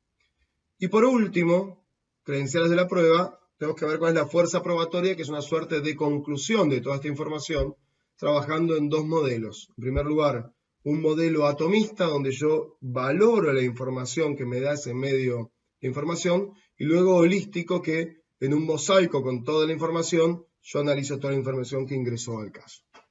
En síntesis, y para hacer un resumen, porque es mucha información, que puedan eventualmente incluso tomar nota de esto, vuelvo a repetir que el proceso inferencial no se trata de determinar la existencia de un hecho concreto, sino que hay que ver si la fuente de información es creíble o no. Y entonces decíamos que la fuente de información, si es creíble o no, se denomina en el modelo anglosajón credenciales de la prueba. Y sobre las credenciales de la prueba hay un gran punto de argumentación. Porque si yo no voy a argumentar sobre esto, va a bastar para que una parte diga el testigo dijo A y ya está acreditado. Y eso no es así. Yo tengo que trabajar como contraparte las credenciales de esa prueba para descartar lo que dijo ese testigo o lo que surge de esa prueba material. Y entonces tenemos tres grandes capítulos para trabajar credenciales de la prueba. Primero, relevancia, que el medio de prueba declare, decíamos, sobre un hecho principal o secundario. Segundo, credibilidad de la prueba en sí, prueba tangible, prueba material, que sea auténtica, que sea exacta, que sea que sea fiable. Y credibilidad de la prueba testimonial, ver la fuente de información por un lado, ¿sí? Testigo que declara personalmente por lo que vio, testigo de oídas, testigo que realiza inferencias, mayor a menor credibilidad, y credibilidad en sí de esa prueba testimonial, el testigo es veraz o miente, el testigo es objetivo o tiene intereses, pero el testigo tiene buenas o malas condiciones de percepción. Y por último, un tercer capítulo, decíamos la fuerza probatoria.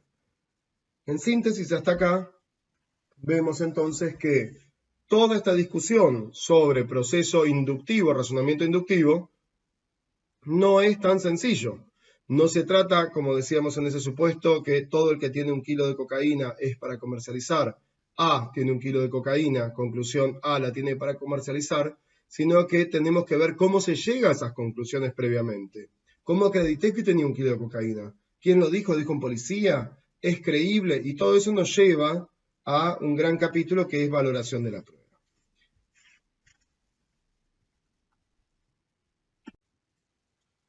Para terminar de graficar lo que acabamos de mencionar sobre credenciales de la prueba con un ejemplo muy claro. En realidad, yo creo que nosotros en la vida cotidiana constantemente estamos realizando procesos inferenciales y construcción de decisiones, muchas veces teniendo en cuenta credenciales de la prueba, solo que, obviamente, por una cuestión de salud mental, incluso los que no son abogados no están pensando en un título que se llama credenciales de la prueba, sino que lo hacen más bien de modo amateur. Yo voy a dar un ejemplo que me ocurrió la semana pasada con mis 2 hijos. Yo tengo una hija que se llama Rosario, tiene 17 años, un hijo que se llama Felipe, que tiene 14. Al día siguiente, ellos se quedan a dormir en casa. Cuando me levanto al día siguiente, le pregunto a Rosario y a Felipe, justo están los dos al lado, ¿a qué hora llegaste, Rosario, anoche? Y me dice a las 3 de la mañana, y Felipe a la vez, justo que yo le preguntaban a él, y dice a las 4 de la mañana.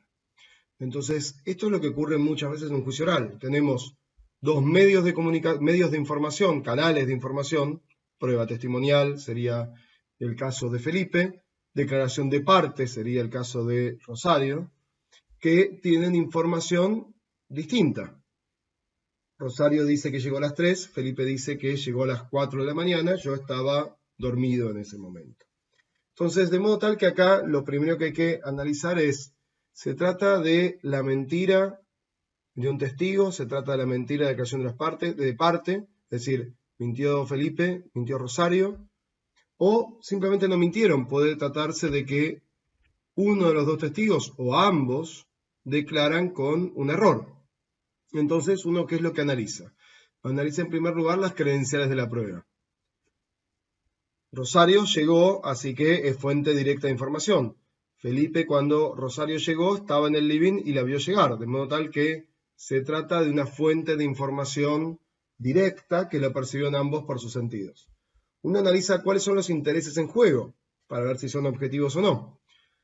Si Rosario tenía un mandato mío de llegar con anterioridad, por ejemplo, 1 hora antes, a las 2 de la mañana, a las 3, a las 4, tendría un interés genuino para faltar a la verdad. Y eso le quitaría objetividad porque en caso de declarar de otra manera, pudiera llegar a ser castigada.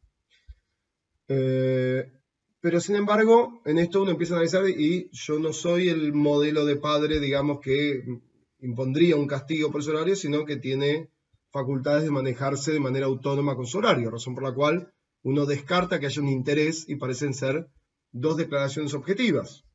O podría ser que la declaración de Felipe sea una declaración también que tenga un interés porque estuviese, supónganse que estaba enojado con su hermana, porque no lo había cubierto en alguna oportunidad o por lo que sea, pero sin embargo tiene una muy buena relación, así que tampoco hay un problema de objetividad. Se tratan de 2 declaraciones que dan distinta información, que las 2 perciben por sus sentidos y que las 2 son objetivas. Este es un dato que no estoy inventando, es un caso real que me pasó hace un par de días. El siguiente punto entonces uno que analiza es, atención, ¿estaba realmente atento a Rosario cuando llegó? ¿Tiene reloj cuando llegó? Felipe tiene reloj, tenía reloj en ese momento, estaba atento. Y uno ahí sí puede construir una diferencia que es, Rosario sí se fijó la hora que llegó y de hecho lo acredita con otro medio de prueba porque me muestra un mensaje de texto de una amiga a la cual le pregunta si había llegado bien a las 2:55 y ella dijo que llegó a las 3 de la mañana, razón por la cual sus dichos se refuerzan ahora con otra fuente de información. Por el lado de Felipe, reconoce no haber estado muy atento y no tener reloj en ese momento, razón por la cual pierde fuerza de credibilidad esa declaración. Este análisis que estoy realizando y que lo realicé un poco pensando en este curso, lo que nos demuestra es que nosotros constantemente estamos haciendo un análisis de credibilidad. El problema es que lo hacemos de manera muy amateur con mucho margen de error. Pero cuando tenemos un sistema como el que nos propone Shum, Anderson y Twining, que marcan concretamente cuáles son las credenciales de la prueba y qué es lo que tengo que observar, esto permite a un litigante, ya con experiencia, mirar estos puntos para ir directamente a argumentar sobre credenciales de la prueba para tratar de descartar la fuerza probatoria de un dato que surge de un medio de prueba. ¿Queda claro este punto? Entonces pasamos a otro punto en el cual las partes también pueden argumentar que tiene que ver con la valoración de la prueba. Dijimos hasta ahora, y repetimos porque esto es muy importante, nosotros creemos siempre que cada tema tiene una guía analítica, tiene un cuadro, y ese cuadro nos permite ordenar nuestro pensamiento. Dijimos que eran 6 medios de prueba, 5 filtros, y ahora nos falta trabajar los 6 pasos de la valoración probatoria. Repetimos, 6 medios de prueba: testimonial, pericial, declaración de partes, instrumental, documentos y prueba material. 5 filtros: adquisición, conservación, producción, control y valoración. Y ahora sí, los pasos de la valoración, que son 6. Para valorar la prueba y para poder construir ese proceso inferencial, lo primero que tenemos que verificar es que la prueba sea o se haya producido de manera legal, no se haya afectado ninguna garantía constitucional.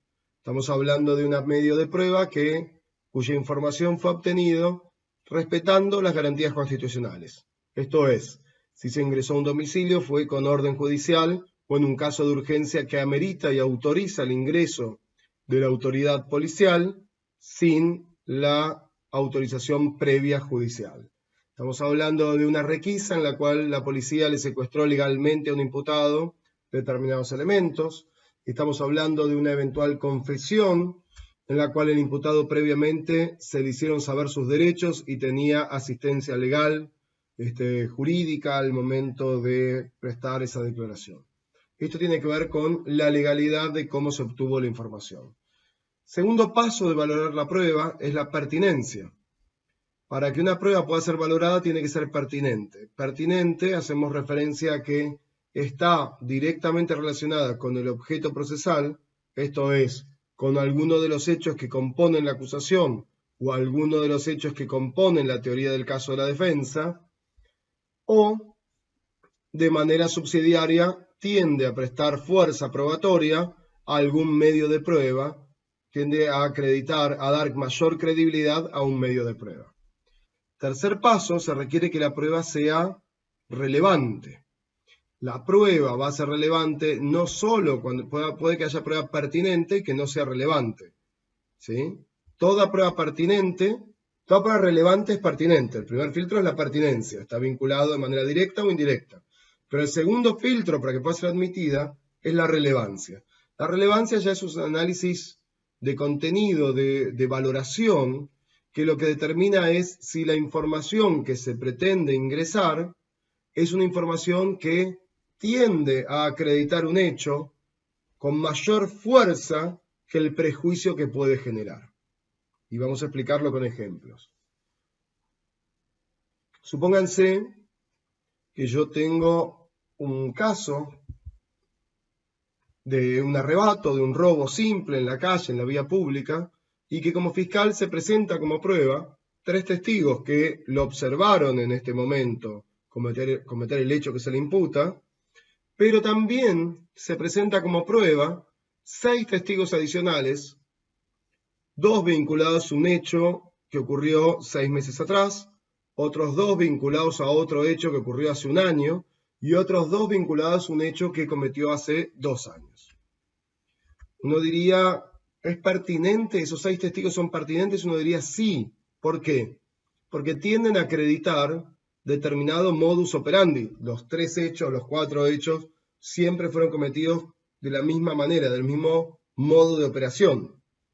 Ahora, ¿es relevante esa prueba? Esa prueba que es pertinente, ¿es relevante? Y acá el mundo anglosajón ha puesto una fuerte limitación que todavía muchos de los códigos latinoamericanos todavía no lo han trabajado, que es determinar qué tan prejuiciosa es esa prueba y cómo un abogado o una defensa puede defenderse legítimamente de esa información. Dicen muchos autores, recuerdo un autor chileno, Héctor Hernández, que tenía un trabajo muy interesante en un libro chileno sobre este punto, en el cual mencionaba que sobre una prueba que no está vinculado con los hechos, yo no puedo defenderme, porque no es parte de la imputación. El sistema anglosajón tiene un filtro a la prueba relevante, con un concepto más bien, con un estándar más que con una regla general en la cual menciona: se admite toda prueba pertinente, salvo que a través de esa prueba se pueda generar una suerte de prejuicio en el juzgador o tienda a generar confusión. Quedémonos con estas dos ideas: prejuicio o confusión. Una prueba que pretende acreditar hechos que ya fueron acreditados y juzgados y que no son parte de este hecho, lo que está generando es, de alguna manera, información sobre el modo de operación o el modus operandi, pero también está generando una información prejuiciosa. Está mostrando a una persona sobre algunos hechos que ya ha sido juzgado. Del mismo modo, presentar condenas anteriores de un imputado antes de la cesura del juicio es una prueba prejuiciosa, porque a nadie le gustaría que lo presenten como un criminal, como una persona que tiene antecedentes, sin que previamente haya sido juzgado. Después que sea un agravante, habrá que hacer una cesura, que primero se lo condene y luego discutir cuál es el monto de la pena y ahí la fiscalía presentar esa información. Pero hasta tanto ello no ocurra, no se puede presentar esa información. Hay algunos códigos que ya trabajan relevancia, que son, por ejemplo, si no me equivoco, el Código Procesal Penal de Colombia lo trabaja de manera clara, el modelo anglosajón, el sistema de reglas de evidencia de Puerto Rico también lo trabaja de manera clara, pero en líneas generales todavía no es tan claro en el sistema latinoamericano. ¿Esto quiere decir que no puede haber un juicio de relevancia? No, esto no es así, no estamos diciendo esto. Diría que, de hecho, la jurisprudencia canadiense, desde el concepto de pertinencia, ha trabajado lo que se denomina pertinencia lógica y pertinencia legal. Y considera que pertinencia lógica es aquel concepto que nosotros consideramos sobreimpertinente.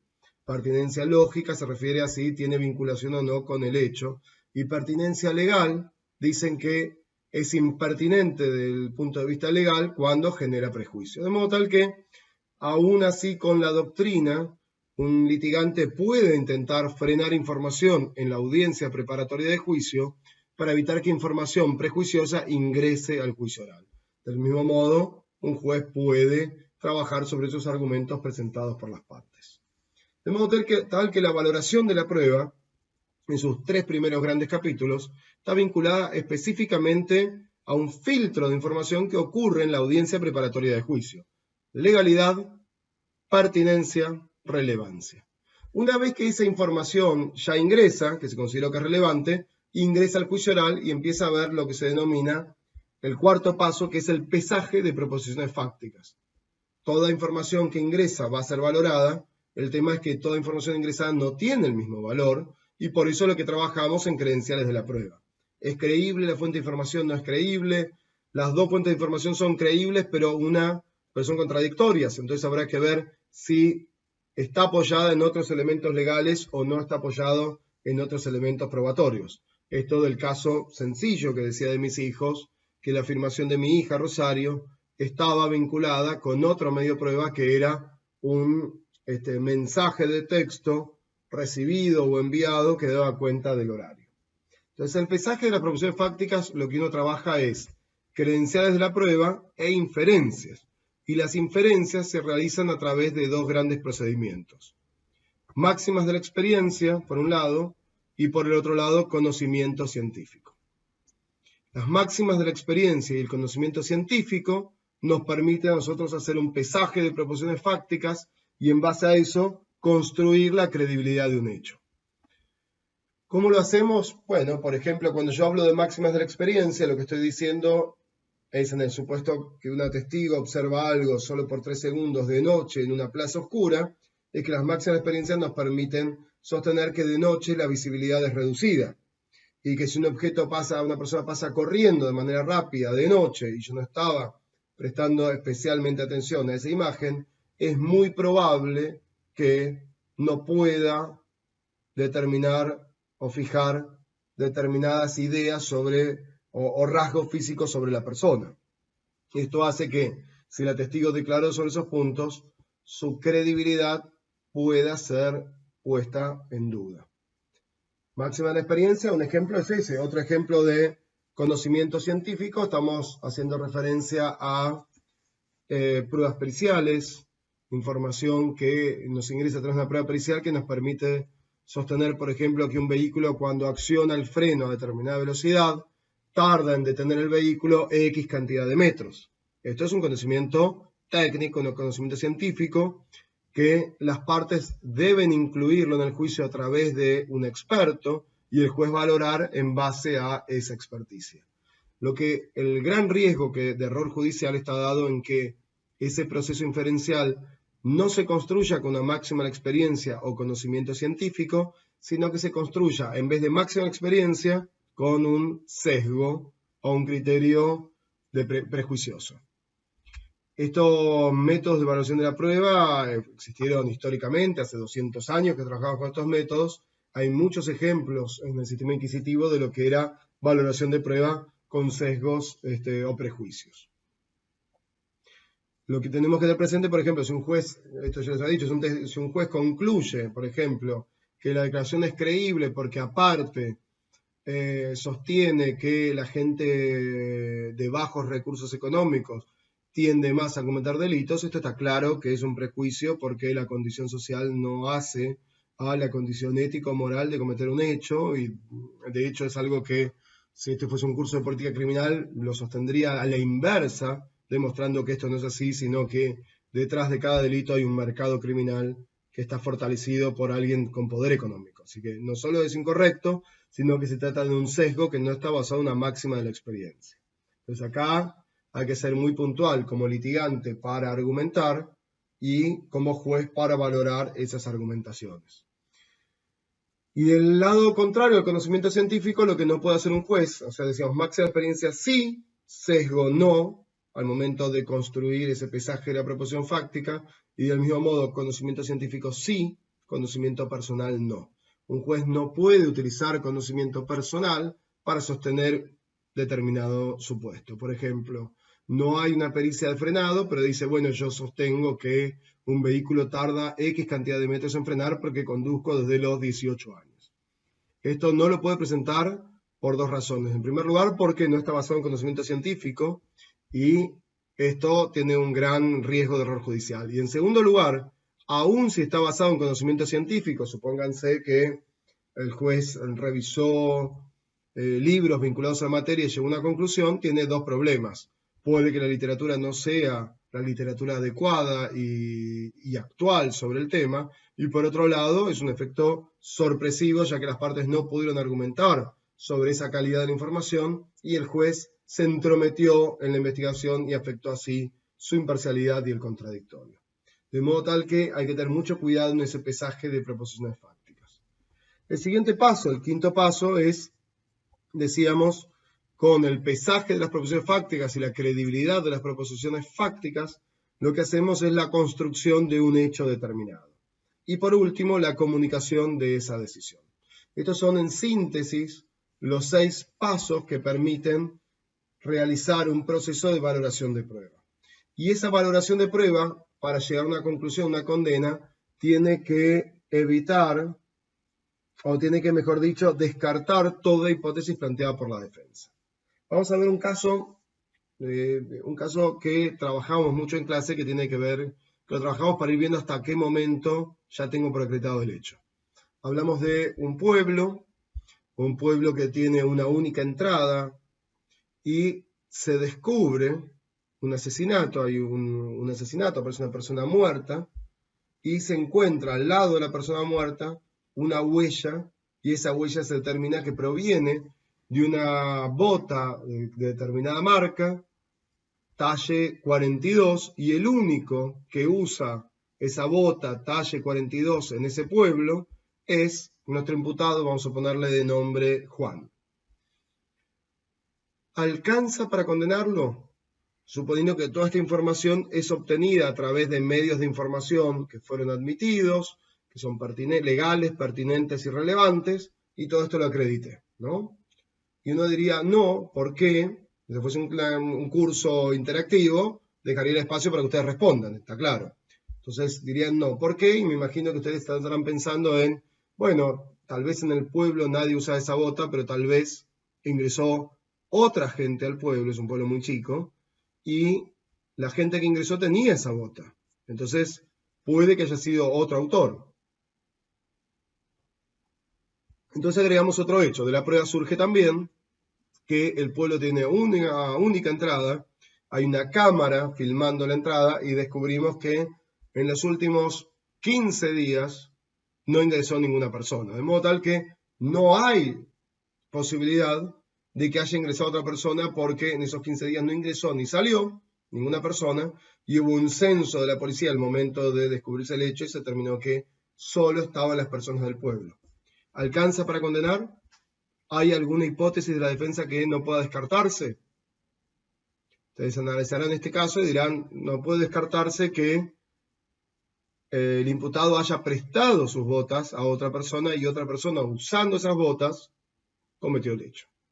Entonces agregamos otro hecho que dice, Juan era muy celoso con sus botas, jamás prestó esas botas, tenemos acreditada esta información a través de distintos medios de prueba. ¿Alcanza para condenar? Y ustedes dirán, aún no, porque no podemos descartar que alguien le haya robado las botas para cometer el hecho sabiendo esta información y así dejar imputado a otra persona y desviar la atención de la investigación. Entonces ahora agregamos que Juan guardaba sus botas en una caja fuerte bajo triple combinación y triple juego de llaves y que no perdió las llaves y que nadie sabía la combinación. Entonces una vez que llegamos a esto ya llegamos a la conclusión de se descarta toda hipótesis defensiva y entonces llegamos a la conclusión de que el hecho está acreditado más allá de toda duda razonable. Llevándolo a un caso que les quiero leer, para ir concluyendo ya con estos puntos de la clase de hoy, yo sé que la lectura no es el mejor punto en una clase, pero teniendo en cuenta que es una clase interactiva, grabada, me voy a tomar el atrevimiento de leerles este caso, porque me parece que marca muy bien cómo se valora la prueba. Es un caso que se presenta sobre valoración racional de la prueba en un libro chiquitito de Marcial Pons, de Jordi Ferrer Beltrán. Este es el libro, donde realiza la explicación de cómo se descarta toda hipótesis razonable. Entonces, presenta este caso. El día 25 de julio de 1997, la policía local de Los Alcáceres, Murcia, detuvo sobre las 4 de la madrugada al señor Miguel Ángel. El detenido conducía un vehículo por una urbanización que es lugar habitual de venta de drogas. Una vez la policía le ordenó parar su vehículo, el detenido realizó movimientos sospechosos, intentando tirar algo que llevaba en el asiento. Al detenerlo, los agentes de policía encontraron un pequeño paquete en ese asiento que contenía 17 bolsitas con un total de 6,45 gramos de cocaína. También le fue intervenido dinero en valor de unos 100 euros. La audiencia de Murcia condenó a Miguel Ángel por el delito contra la salud pública de tráfico de drogas, previsto en determinado artículo. Se presenta un recurso y el Tribunal de Impugnaciones lo que va a hacer es absolverlo y plantea en 7 puntos concretos las siguientes conclusiones. 1. Es cierto que la droga fue realmente aprehendida, tema no controvertido, pero no cabe afirmar que en la cantidad de 6,45 gramos, pues la ausencia de determinación analítica cualitativa solo autoriza hablar de un producto blanco pulverulento con presencia de cocaína, distribuido en 17 dosis. Es decir, no sabemos qué cantidad de esos 6 gramos es droga. Segundo punto. 2.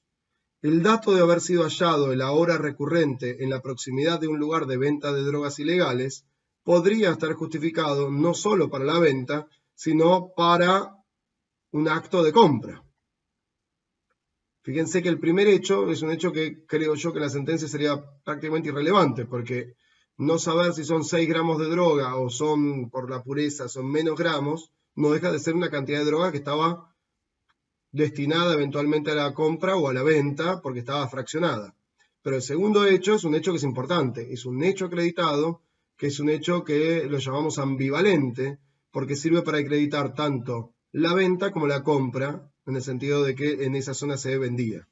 Tercero, el intento de ocultación de las papelinas advertido por la policía una vez que hicieron funcionar el dispositivo lanzadestellos del vehículo es perfectamente compatible con la posesión de aquellas para el consumo, porque la existencia de un consumo también puede ser perseguido, aparentemente por la ley española.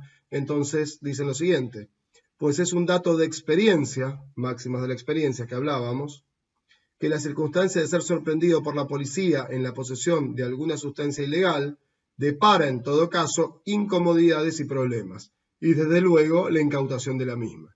Lo que quiere decir es cualquier persona que tenga drogas, por las máximas experiencias, va a tratar de ocultárselo a la policía. Otro hecho que no permite descartar la tenencia no para la venta, sino de una reciente compra. 4. La cantidad de dinero aprehendida, 100 euros, no tiene ninguna connotación particular y tampoco denota nada. Los 100 euros pueden ser de que previamente vendió droga o que los tiene por simplemente tenerlos, por trabajar, por préstamos, por lo que sea. 5. El informe médico forense ratificado en el juicio indica que Miguel Ángel era consumidor de cocaína. El que sea consumidor de cocaína no impide que venda cocaína, pero no permite descartar que haya intentado comprar cocaína. 6. En la vista, 2 testigos manifestaron que en la fecha de los hechos varios amigos y el acusado entre ellos se habían puesto de acuerdo en que éste adquiriera cierta cantidad de cocaína para consumir entre todos en una fiesta. Este hecho podemos discutir si es creíble o no. Tal vez los amigos del imputado estén mintiendo para sostener la tesis del imputado y exonerarlo de responsabilidad. Yo tendría mucho cuidado con esta información porque posiblemente sean testigos que no son 100% objetivos y que tengan un interés en el caso. 7. Los agentes que llevaron a cabo la detención no presenciaron la realización por el ahora recurrente de ninguna acción relativa a la venta de estupefacientes. Finalmente dicen, la sentencia finaliza absolviendo al acusado. Lo que demuestra este caso es cómo se debe valorar, en primer lugar, cómo se acredita cada uno de los hechos y el pesaje de las proposiciones fácticas. Qué conclusión o qué inferencia puedo hacer con cada uno de los hechos. Y cada una de esas inferencias lo que me va a permitir a mí es descartar o no una hipótesis razonable presentada por la defensa. Si la descarto es condena, si no logro descartarla es absolución. En síntesis, para concluir un poco la clase de hoy, para concluir los puntos que hemos trabajado fuertemente entonces sobre las dificultades ya no históricas, sino en la práctica referidas a la argumentación. Y vimos también que la argumentación está vinculada a 3 grandes áreas. Argumentación sobre derecho, argumentación sobre hechos, argumentación sobre valores. En la argumentación sobre el derecho, uno observa que no es tan sencillo por la cantidad de normas que existen presentes en un ordenamiento y aparte por la interpretación, las distintas interpretaciones y métodos interpretativos para llegar a acreditar determinados hechos. Y vimos que sobre el derecho, si no estamos hablando de hechos en sí, el método de razonamiento deductivo nos permite un primer bloque que es se sanciona a una persona cuando mata a otra, A mató a otra, A debe ser sancionado. El punto es que para concluir A mató a otra, se requiere un proceso inductivo. Y el proceso inferencial e inductivo es sobre los hechos, y ahí tenemos la argumentación sobre los hechos. Tenemos que verificar no solo que la información haya ingresado de manera legal, sino también si es creíble, y ahí hablamos sobre las credenciales de la prueba. ¿Es relevante la información? ¿Es creíble sobre la prueba tangible? ¿Es creíble sobre la prueba testimonial? ¿Cuáles son las inferencias y cómo se construyen las inferencias? A través de las máximas de la experiencia y no sesgos o prejuicios, a través del conocimiento técnico y no el conocimiento personal del juzgador. Entonces hasta aquí vamos a dejar por hoy. Nos queda pendiente ya. Interpretamos cuáles son los métodos de argumentación. Ahora tenemos que tener ya así una guía analítica para ver cómo realizamos esos métodos.